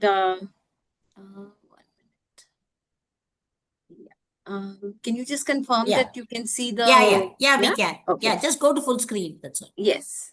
Yeah. So, So I come from the northeast of India, and I have spent 30 years now trying to promote folk and tribal and other traditional arts of India.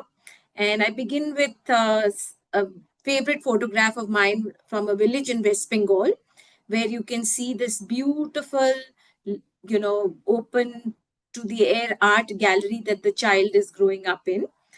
In this lecture, what I'm trying to do is I'm going to present some aspects of, community art where entire villages paint.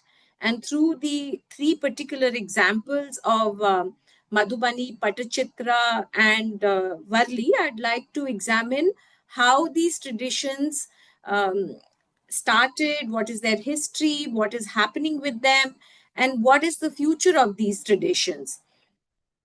So, where the painting traditions where there are no kings, no courts, and no ateliers, where an entire village paints.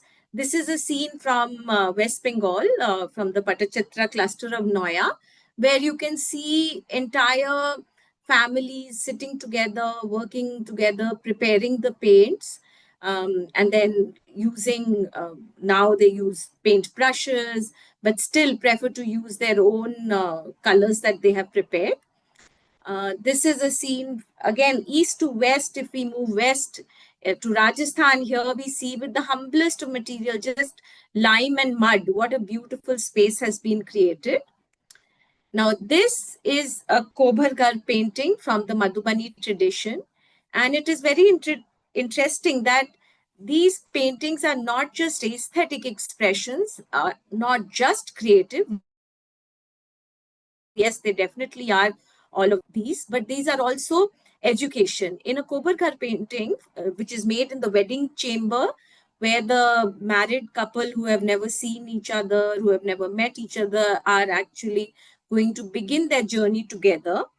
This is also information about what it means to be the ideal husband and wife, portrayed by Shiva and Parvati here. And in one corner, the bride and the bridegroom. And in the center is a ring of lotus being pierced by a bamboo, which signifies union, physical union, emotional union, mental union, what it means to become a couple. And ringing the circle of lotuses are parrots, who are the messengers of the god of love. So, from just this one piece of art, there are so many symbolic meanings embedded in it. Very often, there will be a bird with two bodies and one head, again signifying union. There will be bamboo, which signifies that may your clan multiply as rapidly as the bamboo does. So many pieces of cultural information are embedded about life, about how to conduct oneself, are embedded in one particular piece of art. Again, this is a Varli painting from the western part of India, from near Mumbai, from Dahanu. And here in this, you can see that a lot of it is community activity. It is not an individual, but communities together. And the trees are way larger than the human beings, because what it signifies is that humans may come and go, but the trees last longer, basically the supremacy of nature in a way. This is a Fud painting, again from Rajasthan, showing a local hero god, Pabuji, and it shows his exploits, how he is such a brave warrior, and the story, his life story is encapsulated in this. I chose these two pictures for this slide to just show you the range that the traditional arts or the community arts or village arts, as we call it, can take. Um, on one side is a traditional image of uh, Lord Ganesha and Parvati done in the Kalighat style. And on the other side is a Fud painting, a contemporary Fud, celebrating India's conquest of space. So when we say that there is, where an entire village paints, through this festival, we've been hearing about the painters working in caves, in courts, in temples, in palaces. And the painting was very often entire village paints where the knowledge is shared, where it is transferred across generations, and where people have not gone to special workshops or ateliers, but have learned within the family or the village system. How is this art produced? How is it valued? And how is it perpetuated is what we are going to be looking at. When I say that an entire village paint, it is not technically that each and every individual paints. That is not the idea. The idea is that the artistic knowledge is embedded in community life, that the knowledge about the art, about what the symbols are, what it means, where it is used, is very widely shared rather than restricted. The paintings accompany rituals, festivals, marriages, life cycle events, harvests. And in that sense, they have a huge spirit of everybody participating in it. So, which is why the participation extends beyond the individual artist to the family and the community. And the visual symbols and stories are collectively understood. These artistic skills are learned through observation, imitation, and practice, and the art is woven into everyday life. And rather than being separated, as a specialist profession, the art may be made daily, seasonally, or on certain occasions, and the ephemerality of it is part of these traditions. To just at this point, to just remind you that in some villages, every day the mud walls would be freshly plastered, and with rice paste, a design would be made, beautiful, elaborate design on the floor or on the walls, and then again the mud plaster would come on, or for example the columns. So it could be made daily, or it could be made certain fast is like in Madhubani, if there's a certain fast, then you make a certain floor drawing. It is made only for to welcome that god, or it could be on festivals. So the time that the art was made is can depend on why it is being made. The tradition is transmitted through participation. Again, in the case of Varli and in Madhubani, the wedding chamber paintings are very important. And what happens in this is that while the senior artists may paint the design, the younger girls are encouraged to come and fill in the colors, prepare the colors. So there is a great deal of participation, if not in the actual act of painting, but in preparing for it also. There is no cookie cutter kind of approach that we can take to these painting traditions, because given India's diversity, there is so many variations of the painting traditions that we find. And the painting is not just an end result, it is like a social activity. Now comes a bit of a problematic part in some ways, because this art can be like a folk art, a tribal art, traditional art, ethnic art, and each of these words have their own weight and meaning. And as we go on to further slides, I will explain how sometimes naming becomes a problem when you are curating something for an international audience. So if we were to just give some general differences between the courtly traditions and village traditions, we can see that the courtly traditions are patron driven. They have specialist artists. They are produced mostly for elite audiences. They atelier workshop trainings can happen, individual commissions, the spaces where they were painted were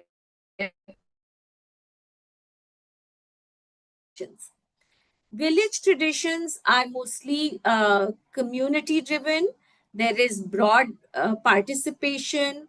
It is embedded in everyday life. There is intergenerational, learning, ritual and social functions, homes, villages, shrines, and other spaces, and sustained through practice.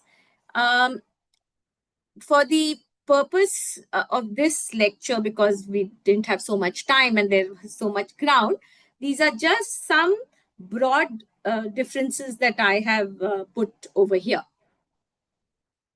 Now, if you look at the folk art map of India, which I've got from Meraki, you can see that across India, there's so many folk and tribal and traditional arts.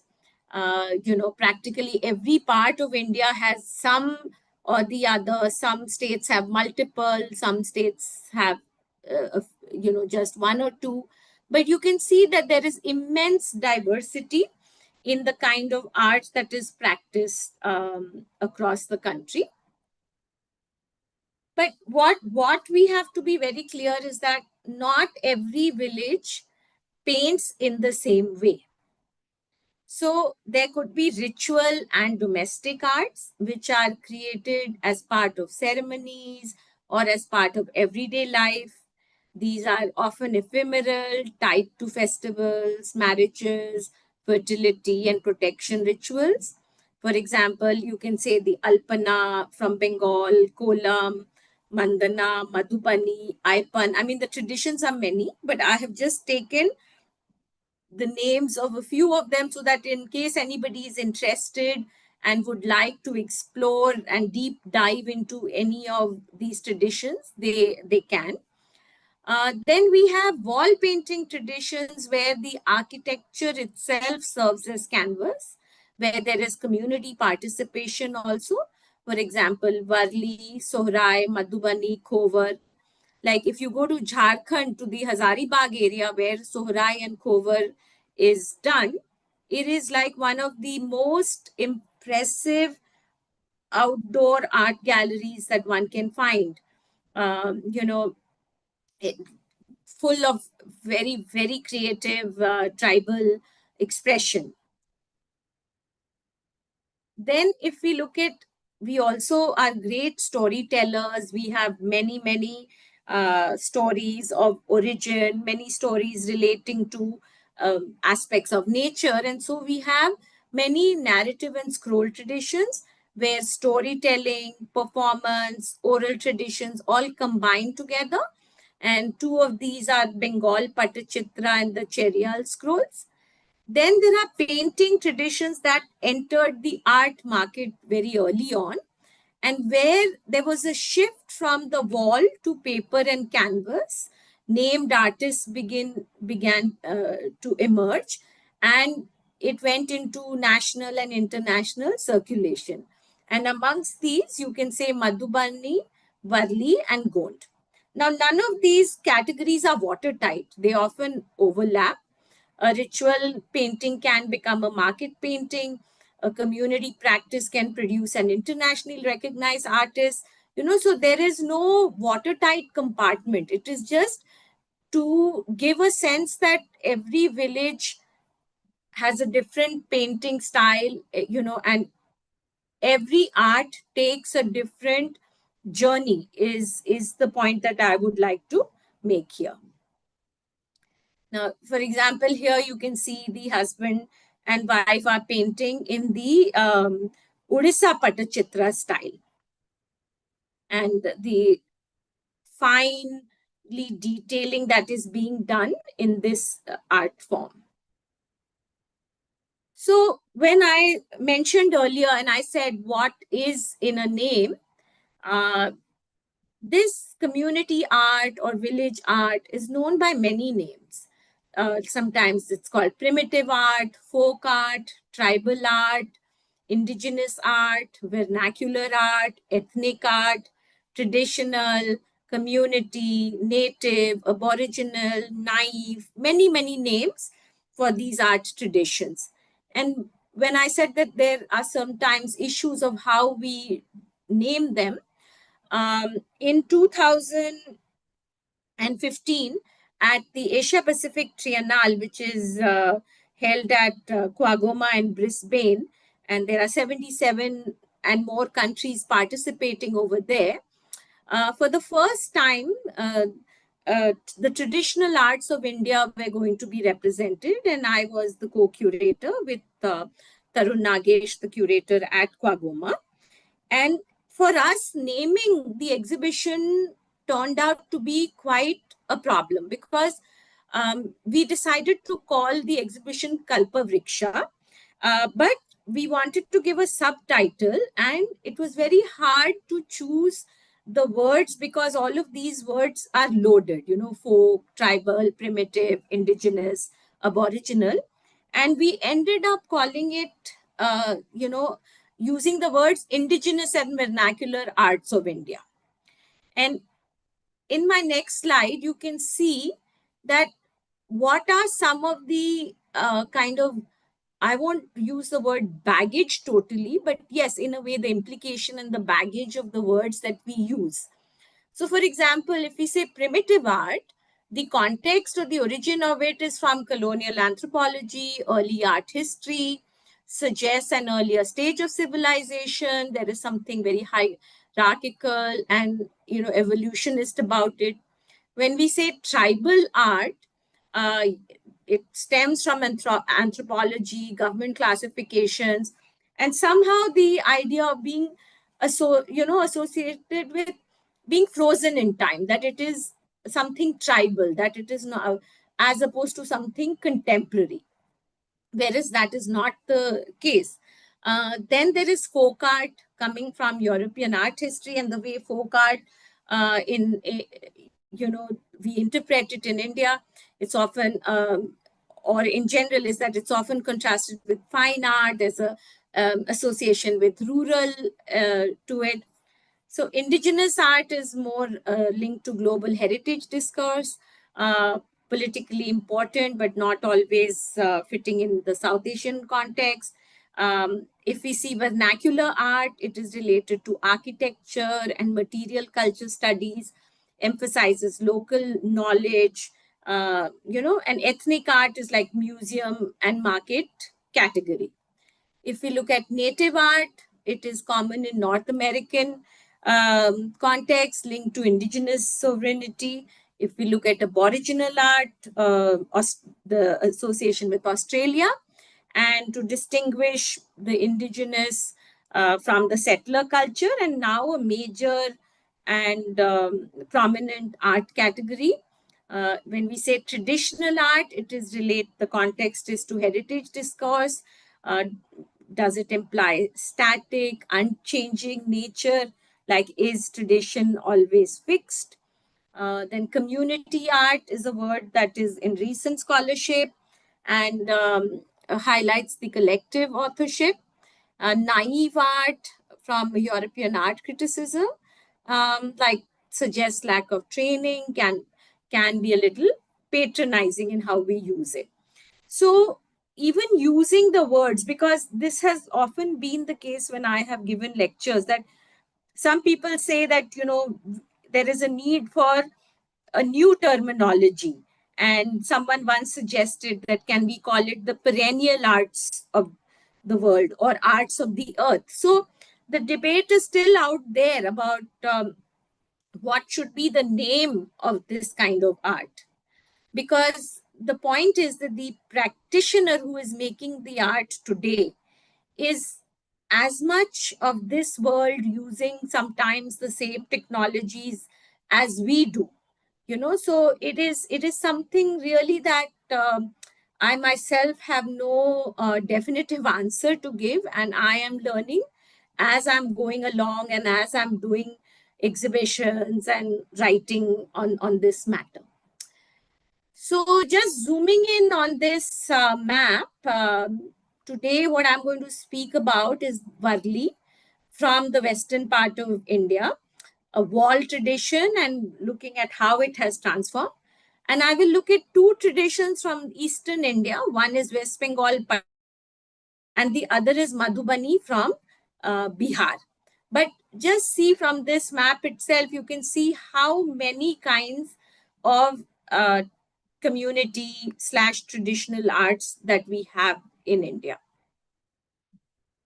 So Madhubani or Mithila art, both the terms are used for this art form, and it is very interesting because this is an art form that we share with certain part of Nepal also.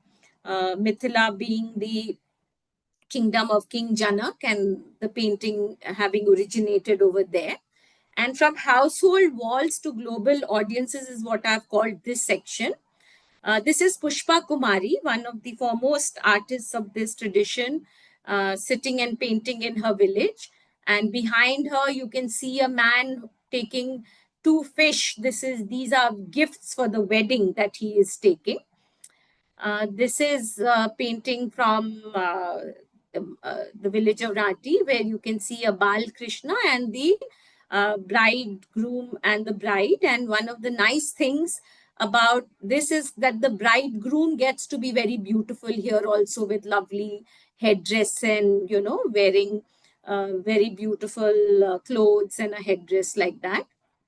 This is another picture from Madhubani, where you can see a beautiful Radha Krishna painting, and in front of it, clothes hanging. So this is the kind of beautiful painted environment that people live and eat and breathe in, and it's really something very gorgeous to experience.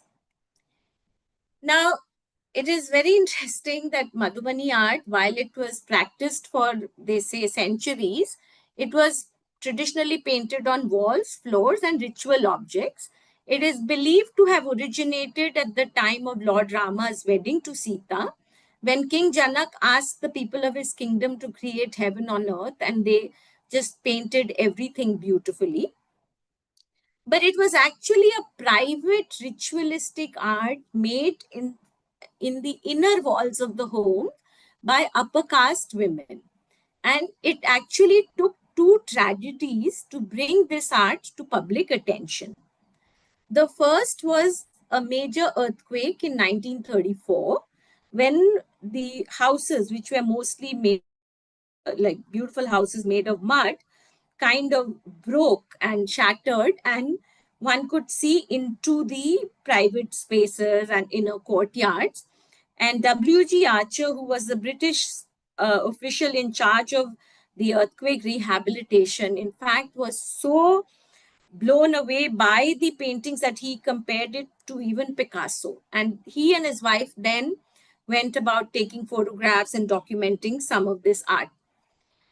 The second tragedy was in the late 1960s, when there was a severe drought in the region, and as part of the famine relief program, the women were encouraged to make paintings on paper and cloth for sale, like more portable mediums.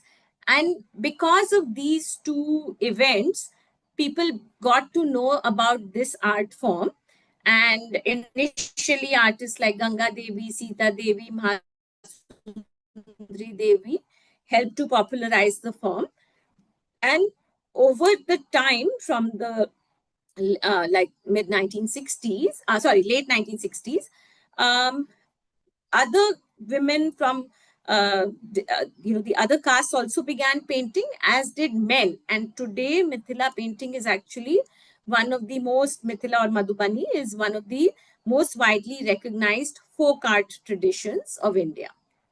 So this is one of the earlier paintings, and in this you can see very bright, holy colors, bought from the market, have been used to make this painting. A lot of changes happened when the painting tradition got transferred from very ritual context, wall paintings, to being made on paper, because suddenly the context in which the art was being made, whether it was the wedding chamber or the balcony outside or the place where the groom sat with his friends, or a chamber for the gods or goddesses. I mean, the whole context changed, and therefore the paintings to be, in a sense, freed from the architectural dimensions that they had to earlier sort of fit into. So most people tend to think that Madhubani is only one school of art, and but actually Madhubani has different styles, and different styles associated with different castes. And like, for example, there's Bharni, which literally means to fill, which has bold colors, mythological themes, vibrant compositions. Kutch, which is associated with the Brahmin community. Then there is Kachni, which is more the Kayast community, which is fine line work, hatching, very limited color palette, mostly black and white. Then there's Kobar, which is the marriage and fertility paintings done in the wedding chamber. There's Tantric Madhubani art, which is very sacred and esoteric imagery, which only people who are initiates can do. Then there's Godna, which was inspired by the traditional tattoo motifs of the lower caste. Then there's Gobar painting and Geru painting. So all of these styles, again, I'm just touching on them so that anybody who's interested can again take deep dives into all of this. So there's another school that a lot of other people have call it a school, which is the political or the social commentary that is being done in Madhubani painting in recent times by a lot of the younger upcoming artists. So traditionally, the natural colors were used. The artists communities across India are very skilled in extracting color from natural material, from roots and shoots and flowers. So yellow from turmeric, orange from the silk cotton, green from the leaves, of a bean plant, and sometimes the holy colors from the market. Brushes were very rudimentary, scraps from cotton saris, or the twigs that were chewed up to be frayed at one edge. For the wedding Kobar paintings, women were invited to do these paintings. Mostly the older women in the family, the married women would do the painting, and young women would help them. And it was a way of blessing the newly married couple by sanctifying the space. High caste women were the ones who initially were painting, and later there were women from other castes and men. Today, paintings are made with different mediums and on different surfaces. These are examples of the different styles, like you can see the Godna, the tattoo style, and a Bharni style over here. Then this is when we say that changes happen and traditions don't stay. This is a painting in an Australian museum on the tsunami by Pushpa Kumari in the Kachni style. It is minimal colors, mostly black and white.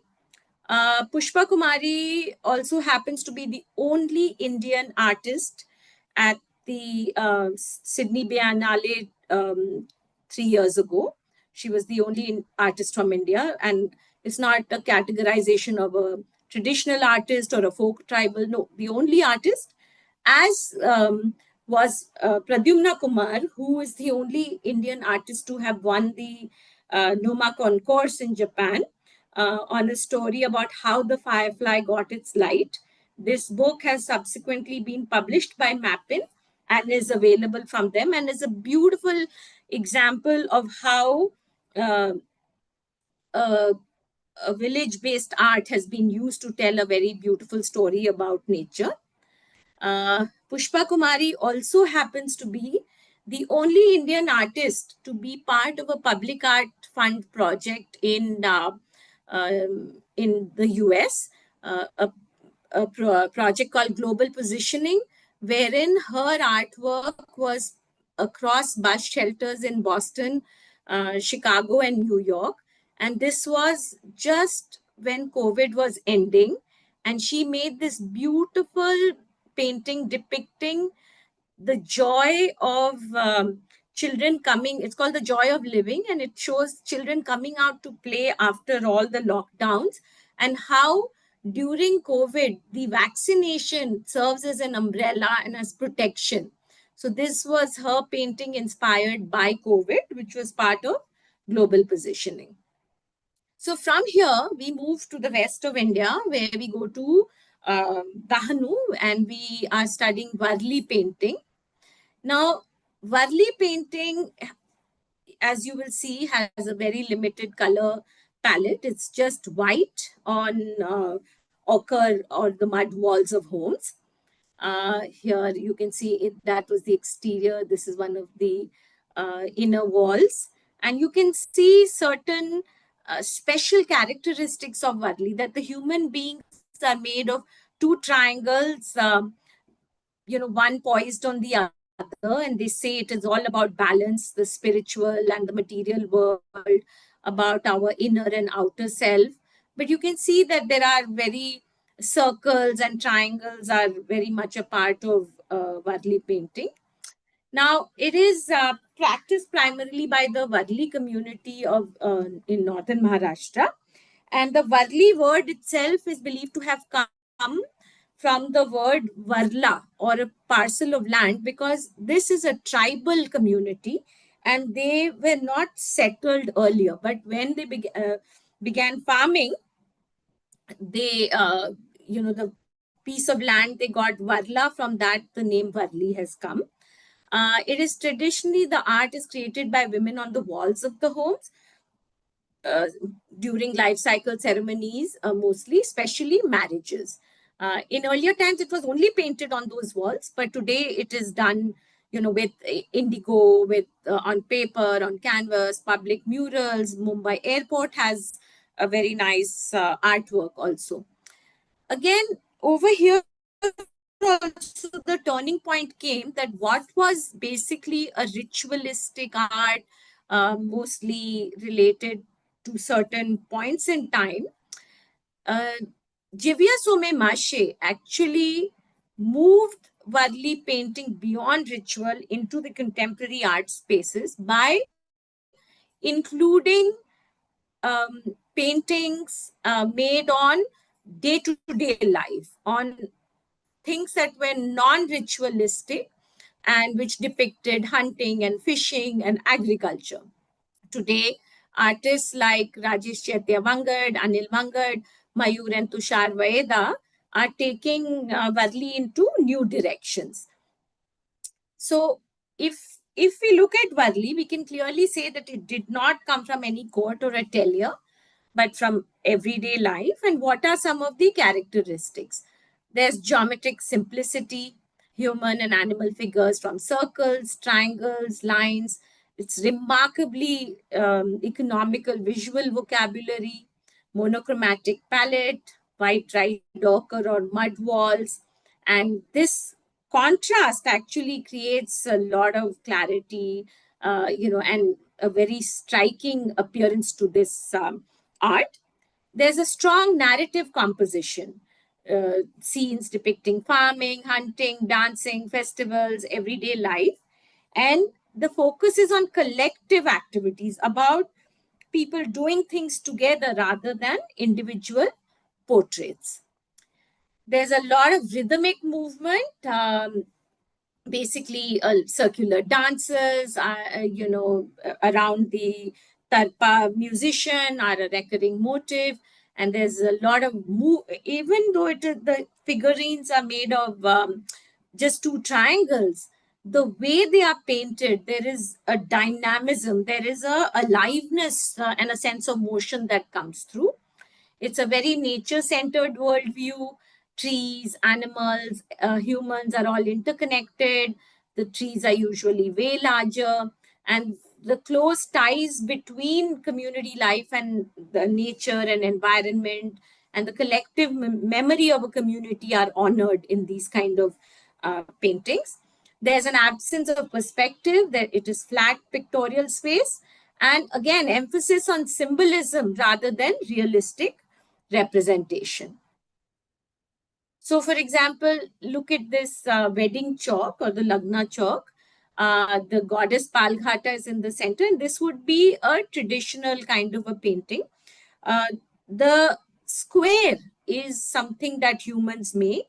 This whole act of making a chalk is about defining a boundary, and within it is goddess Palghata, and around it are wedding celebrations and life, and very detailed and beautiful borders are around this space. So this is, in this case, as compared to Madhubani, where again women do the marriage chamber painting. Amongst the Varlis, it was only married women whose spouse were alive were the ones who could make this painting, because it had to do with blessings of fertility and blessing the union. So only married women with their spouses alive would make these wedding chalks. From here, if we move to Jivya, and here he's making one of his ant hill paintings, and you can see how this beautiful evocative fishing net, which painting that he also made, and he's done some beautiful works bringing in the domestic into Varli art. Here is Rajesh Chaitya Vangad. He is painting a work based on Corona, which then has been placed in Glasgow Museum. Sorry. And this is Tushar and Mayur Vaeda, who have used the traditional art to create some very interesting compositions based on today. For example, this is the Urban Forest series, showing a cityscape, and it is the description on Ojas, from where I've taken this picture, says water-based color and cloth using traditional methods. So again, a very interesting direction that Varli art has taken. Now we move back again to east, to West Bengal, to understand West Bengal Patachitra, very colorful, very dynamic art form. Here is Montu Chitrakar sitting and mixing all his colors in coconut shell bowls. I had the honor of taking Montu with me to Australia on an artist exchange program, where for the first time in his life, he got an opportunity to engage in printmaking, and he had access to a studio, and he learned the technique, and he was fine while he was making the metal etching on the metal plate, making the lino cut. He really enjoyed himself. Then when it came to the part of printing, he came to me and he said, I'm really sorry, I can't do it. And I was very worried that, what is the matter? Like, why he can't do it? The point was that because he makes each and every color himself, like for black, roasting rice maybe 8 to 10 times to get that shade of black, mixing it with the fruit glue from the bale tree. For him, the act of putting paint on those plates and wiping off the excess before it went into the printing machine was something that he just couldn't handle, that thing. So I mean, I really respected him for his deep respect for the colors that he makes. And here is Joba Chitrakar. She is singing out the scroll that she has painted on the tsunami. So, if we look at the history of West Bengal Patachitra, it is one of Bengal's oldest narrative painting traditions. There is, in fact, an origin story that the Patachitra artists have, which I will share in the coming slides.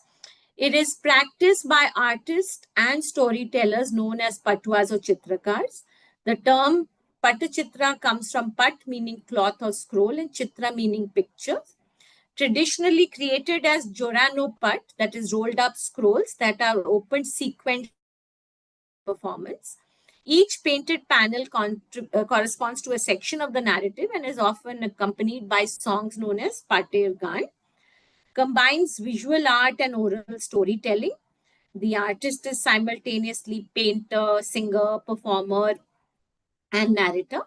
And the Patachitra is not simply a painting tradition, it is a living multimedia art form where image, song, and story are inseparable. So here is a scroll that Montu has recently made, which is telling you the story of how this art tradition originated. And the story goes that there was once a demon and he terrorized the entire village. And so the villagers made a pact, and every day one of them would go and offer themselves to the demon to satisfy his hunger. And this carried on for a while, and the word about the demon had spread everywhere. Then they decided to come up with a plan, and here there is it calls for a willing suspension of disbelief, because what they did, they created a mirror, a huge mirror, where when the demon saw himself, he thought it was another demon and he fought that demon, and the glass cut him up, and he died. And that's why you have all these small images of the demon, because in the small mirror pieces he was reflected, but in the end he dies. Now once he is dead, they want to tell everyone that the terror is over. But how do they do it? So they make the first Patachitra painting, and you can see it just below the tree. They've made the first Patachitra painting, and the first Patwa goes out with this painting talking about how the demon is dead, and that's how this scroll painting originated. And from painting about the demon's death, they start painting other subjects, and this is how the Patachitra scroll has originated. So the references to scroll painters and storytellers is there in early Bengali literary and cultural traditions. It was painted to, it was basically infotainment. If we really say what it was, it was infotainment, because the Patta Chitra artist would go from house to house, and for a small fee, which was either rice or some vegetables or maybe a few paisas, he would sing whatever was depicted in the scrolls. And typically they would be traditional um, stories of from the epics, or it would be a religious text, or it could have some Islamic theme. Sometimes, like this one is about Ghazi Pir, a figure shared across India and Bangladesh, a Pir who had control over tigers, and there's a whole story about the king who didn't respect him, and how he appeared in the dream, and a boat was capsized, and then the king honored him. So this is about Ghazi Pir. So these scrolls the painters would travel from village to village, and today artists like Montu and Java Chitrakar, Swarna Chitrakar, Bahadur Chitrakar, and many others are bringing in new themes and their own individuality to this tradition. So to sum up this, there's a sequential narrative. The stories unfold panel by panel, like a cinematic storyboard, or like perhaps the first comic book style framing. There are bold contours, flat colors, very bright opaque colors with the gum of the bale fruit in it. Very little shading or perspective, very expressive figures, large animated eyes, emphatic gestures, very dense narrative composition. So many scenes are arranged within a single scroll, and the emphasis is more on storytelling than on the realism. The borders can be very beautiful and decorative, and they help to separate each segment. The themes: Hindu mythology, local legends, Islamic narratives, social and moral tales. So this is one on HIV/AIDS, and it is said that the Richard Gere Foundation used a lot of these scrolls and songs on HIV/AIDS. And this is Moshami Chitrakar with one of her scrolls on COVID. The question that now comes after going through these three traditions in a little bit of detail, not much, is that these differ in style, in geography, and in the function that they had, but they all demonstrate how communities have sustained artistic traditions, and that the artists also are changing these. It's not static, for changing times. Even the way the scrolls or the paintings are made are changing, but there is a community transmission also, because while there are individual styles, these are also used for the ritual functions or the social functions that they've been used for many years. There is a cultural relevance, there is adaptability, there is participation, and in some ways that the community becomes the archive. Because if you want to see how things have changed or how things are adapting, that is also possible. And a very interesting thing that has happened in the 30 years that I have been working with folk and tribal artists is that traditionally the artists were often unnamed. I mean, very few people would know the names, especially if the art was traveling outside. And they were nameless, faceless carriers of tradition. And then the anonymity was due to several factors. Sometimes the art was not made by any sort of ego-driven issue. It was made as an act of devotion. It was ephemeral. It was not made for legacy in the way that Western art history would define it. It was, made, used, again it would go and again be made again. So there was that issue of anonymity, and nobody sought the name.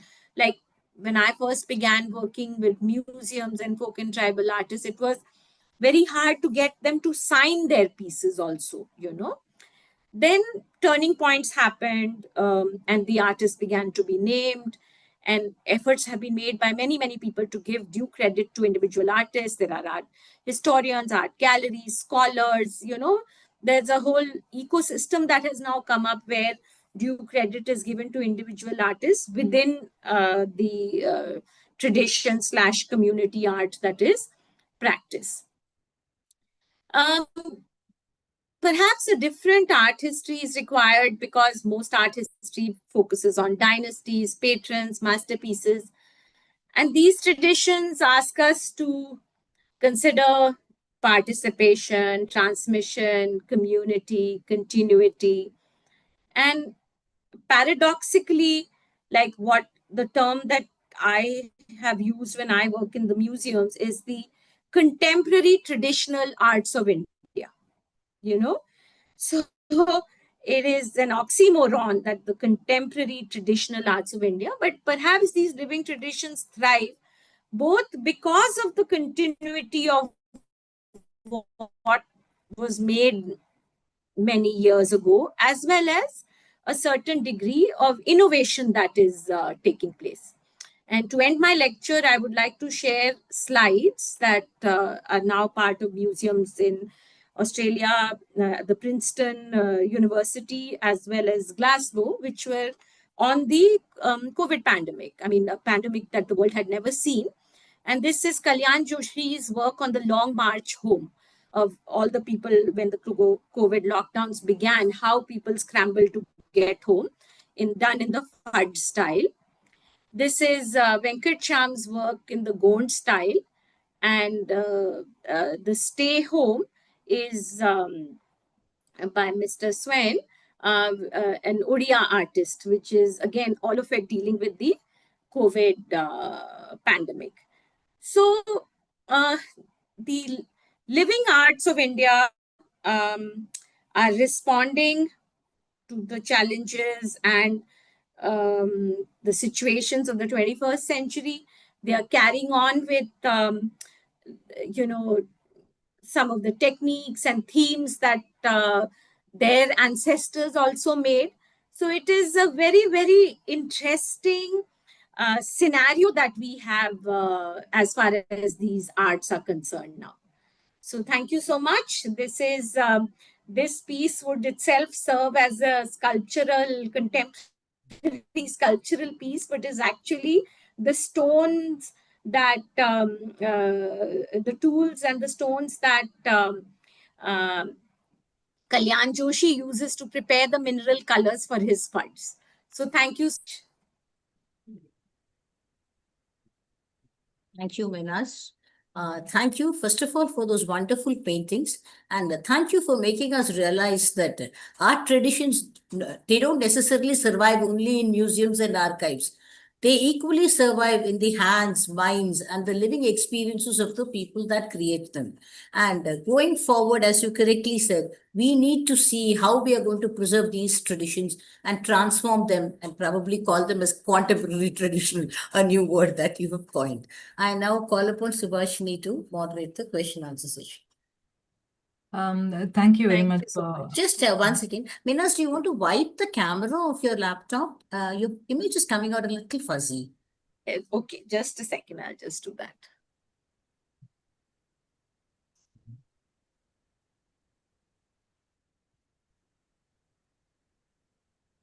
Is it better? Yeah, definitely better. Yeah. Thank you. It was a wonderful talk, and a lot of things that I was thinking about asking, I think a little bit you have answered, but I would like to still ask the question so that you can Sure. elaborate on it. Sure. So when an entire village paints, who holds the artistic authority? Is there a master or an elder, or is a general consensus on how and what needs to be painted? So it depends from place to place and from tradition to tradition. There is no one kind of rule that you can say applies throughout. Yes, there are. Fortunately for us in India, we really respect our elders. We really think that wisdom lies at the feet of the ones with gray hair. So experience matters a lot. So yes, the ustad, which is a later term, but or a guru, is definitely the one who is more experienced, shows more felicity, has more talent. So in some villages, yes, the sort of authority would lie with the older senior figures. Like in Madhubani, clearly, when they make the Kobarkar paintings, unlike Varli, where it is absolutely necessary to be married, in Madhubani, it is just somebody senior who has done more, who knows more, who can guide you, who will take part in this. But in certain art traditions, it could be just the elder in the family, not in the entire community. So it depends from place to place and art tradition to art tradition.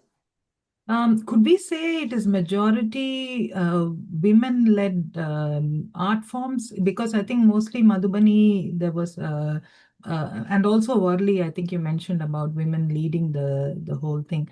Can we say generally like that, or it is not? No, not. Yes, it is true that like in Varli's case, it was women. It was the art made by women, Madhubani made by women, but today men and women. And in fact, in Varli, it is hard to find women because it is mostly now dominated by men. So it is, in fact, if I would from my experience, I could say it is such an evolving, such a dynamic kind of situation that is happening. It is fascinating to study how it is all evolving. Because, for example, one of the things that has concerned me a lot is the next generation taking this art up. So, for example, in two cases, one is FUD and one is Patachitra in West Bengal. I find that a lot of young girls, the daughters in these family, are really taking up the art form, pushing the boundaries, experimenting. So, yes, in that case, the women are definitely taking a lead in these two traditions. But in some, no. Okay. Yeah, I wanted to ask you one thing. Yes. I mean, for want of a better word, Yes. there are some traditional ideas, like as you said, especially if you take it as a ritualistic concept of what was portrayed. Now, suddenly, when they started portraying tsunami or COVID, how did the overall village mindset take it? Like, there's a sudden shift in content because art is not. I mean, it's on one hand, it is style and technique and all that. On the other hand, it is content. When there is a sudden shift in the content and it's a participatory art, how did the whole village mindset take to it? Yes, this is like really interesting because sometimes it is not welcomed at all. It is felt that it is tampering too much with tradition. And but I have noticed, like I'll give you another example. I had taken a traditional potter from uh, Bihar to America in the early 2000s, early, like before the internet and cell phone and everything, and we had gone, and he is an expert in making figurative pottery, like horses and elephants and all that, and he has been doing it since he was 10 years old. So he could do it blindfolded, and he did not want to innovate.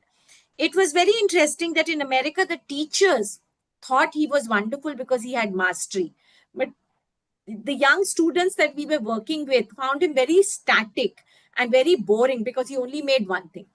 So finally, we were there for 1.5 months and he agreed to try something. But he told me that please don't take any photographs. And if you take any, do not take them back to India. I do not want to be seen by my people as somebody who has, interfered or changed what my forefathers did. So that was a different mindset. But today, because of internet access, because people have greater voice, I find that today there is not so much of an issue if somebody's. In fact, today in certain traditions, if you are showing something contemporary, if you are doing something that has a kind of a social comment or a political comment, it is actually of value, for which is why I'm saying that in Madhubani there is a categorization that is now called political paintings, you know. So it is quite interesting that that resistance to change, to the thematic changes, has loosened in some cases right now. Again, no generalization can be made, because in some traditions you cannot play with what the tradition should be. Or at least certain aspects of it, like for Yes, example, yes. the ritualistic part of it maybe. Yes, So yes, absolutely. There's a question from one of our members, Kishore. He's asking, Pattachitra is popular in Odisha also. Are there differences between Bengal and Odisha styles of Pattachitra? Yes, totally, two totally different schools. Uriya Pattachitra is more classically influenced, depicts more religious themes, is done with a different material, kind of, like the techniques are different. If it is done on a palm leaf with the iron thing, or on cloth that is made with tamarind paste, and like there are techniques are different, themes are different, style is different. Two totally finer. different It's schools. also very much finer. Much finer, much finer, much finer. And it is also narrative, but not in the way that Bengal Pattachitra is, where it is accompanied by a song. So two totally different styles of art. So that is the Odia Pattachitra, which is the style of the stay home that was made during COVID. Okay. What is the biggest threat to these traditions today? Do you think tourism or commercialization or migration of young people away from the villages? What do you think? Across regions, different threats. Sometimes where there is very little return from making this art, see, the context in which the art was made has disappeared. And television, for example, has really impacted, say, Bengal Pattachitra. Let's take an example. Television has come. So this whole thing of, in the afternoon, listening to a Pattachitra, paying the artist is disappeared, because now you have entertainment in your phone. So when context disappears, the art that is made for it has to find new forms. So today that art is being made on kettles, on fans, on t-shirts. And as someone who's both a scholar and someone who curates it, there is such a thin line between saying that, okay, it is income generating versus is it ruining the tradition, So, and very often there is so much work involved in making all of this, that in my work, even with textiles, next generation wanting to work in a mall, or work to have an auto rickshaw, or to do something rather than do what they saw their parents in some way struggle. So the big challenge is to give value. So, where in Japan, people are treated as national living treasures, and we have some excellent government initiatives, our sheer numbers make it very difficult to make it meaningful for everybody.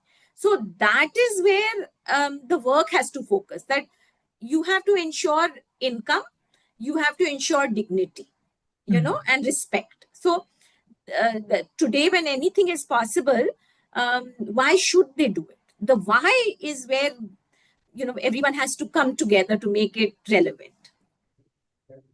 It was fantastically answered. Really, very nicely answered. Yeah. Thank you. I don't have any more questions. Do you have it, Gauri? No, I think if you want to add a word or two. No, I am I just want to say that I'm really thankful that I was given this chance to, talk a little about the folk and tribal art of India. And it felt very fitting that we see folk and tribal and traditional and whatever name we call it, we see it as a living bridge between our rich past and a richer future, because the it is not just the art but the knowledge systems embedded in it, the extraction of color, the understanding of spirituality, like the Varli two triangles, or you know it, I'm thankful I got this opportunity to share this, because we have to see it beyond a creative aesthetic expression as this living bridge between our past, the present, and the future. Thank you so much. Yeah, thank you to all our speakers today, Mr. R.G. Singh, Mr. Dharmendra, and Minaz Majumdar, for that wonderful lecture about living traditions beyond the courts and what it means to treasure. Because our action in future has to focus more on these. It is okay to know about our past traditional paintings and understand them, but this is where our action lies in future. And thank you so much, Subhashini, for moderating today. Yeah, I just move on. Thank you. Thank you so much. Yeah, thank you. With this, we come to the end of Caves, Courts, and Beyond, Painting Traditions of India. Just to have a very brief recap of where we started. See, through the course of the last 5 days, 6 days, I would say, we were trying to explore and understand the rich and diverse painting traditions of India. We began by looking at their earliest expressions in the prehistoric rock art, and then the Buddhist and temple murals, and then the miniatures and the painted folios, regional painting styles, and then we came to the living painting practices as they continue to thrive amongst communities today. Through 12 immersive talks, what we have understood is that we have not only learned to look at a painting, its technique, or its style in depth, but we have also understood that a painting is not an isolated object. It is very much part and parcel of the meaning, story, belief, and the immersive live experience of the people who created it. Each lecture of this festival has reminded us that paintings are far more than images on a wall or page. They are records of memory, devotion, imagination, and human experience. They reveal how people understood themselves, their world, and the sacred. So, what this festival has shown us is that Indian painting is not a single tradition.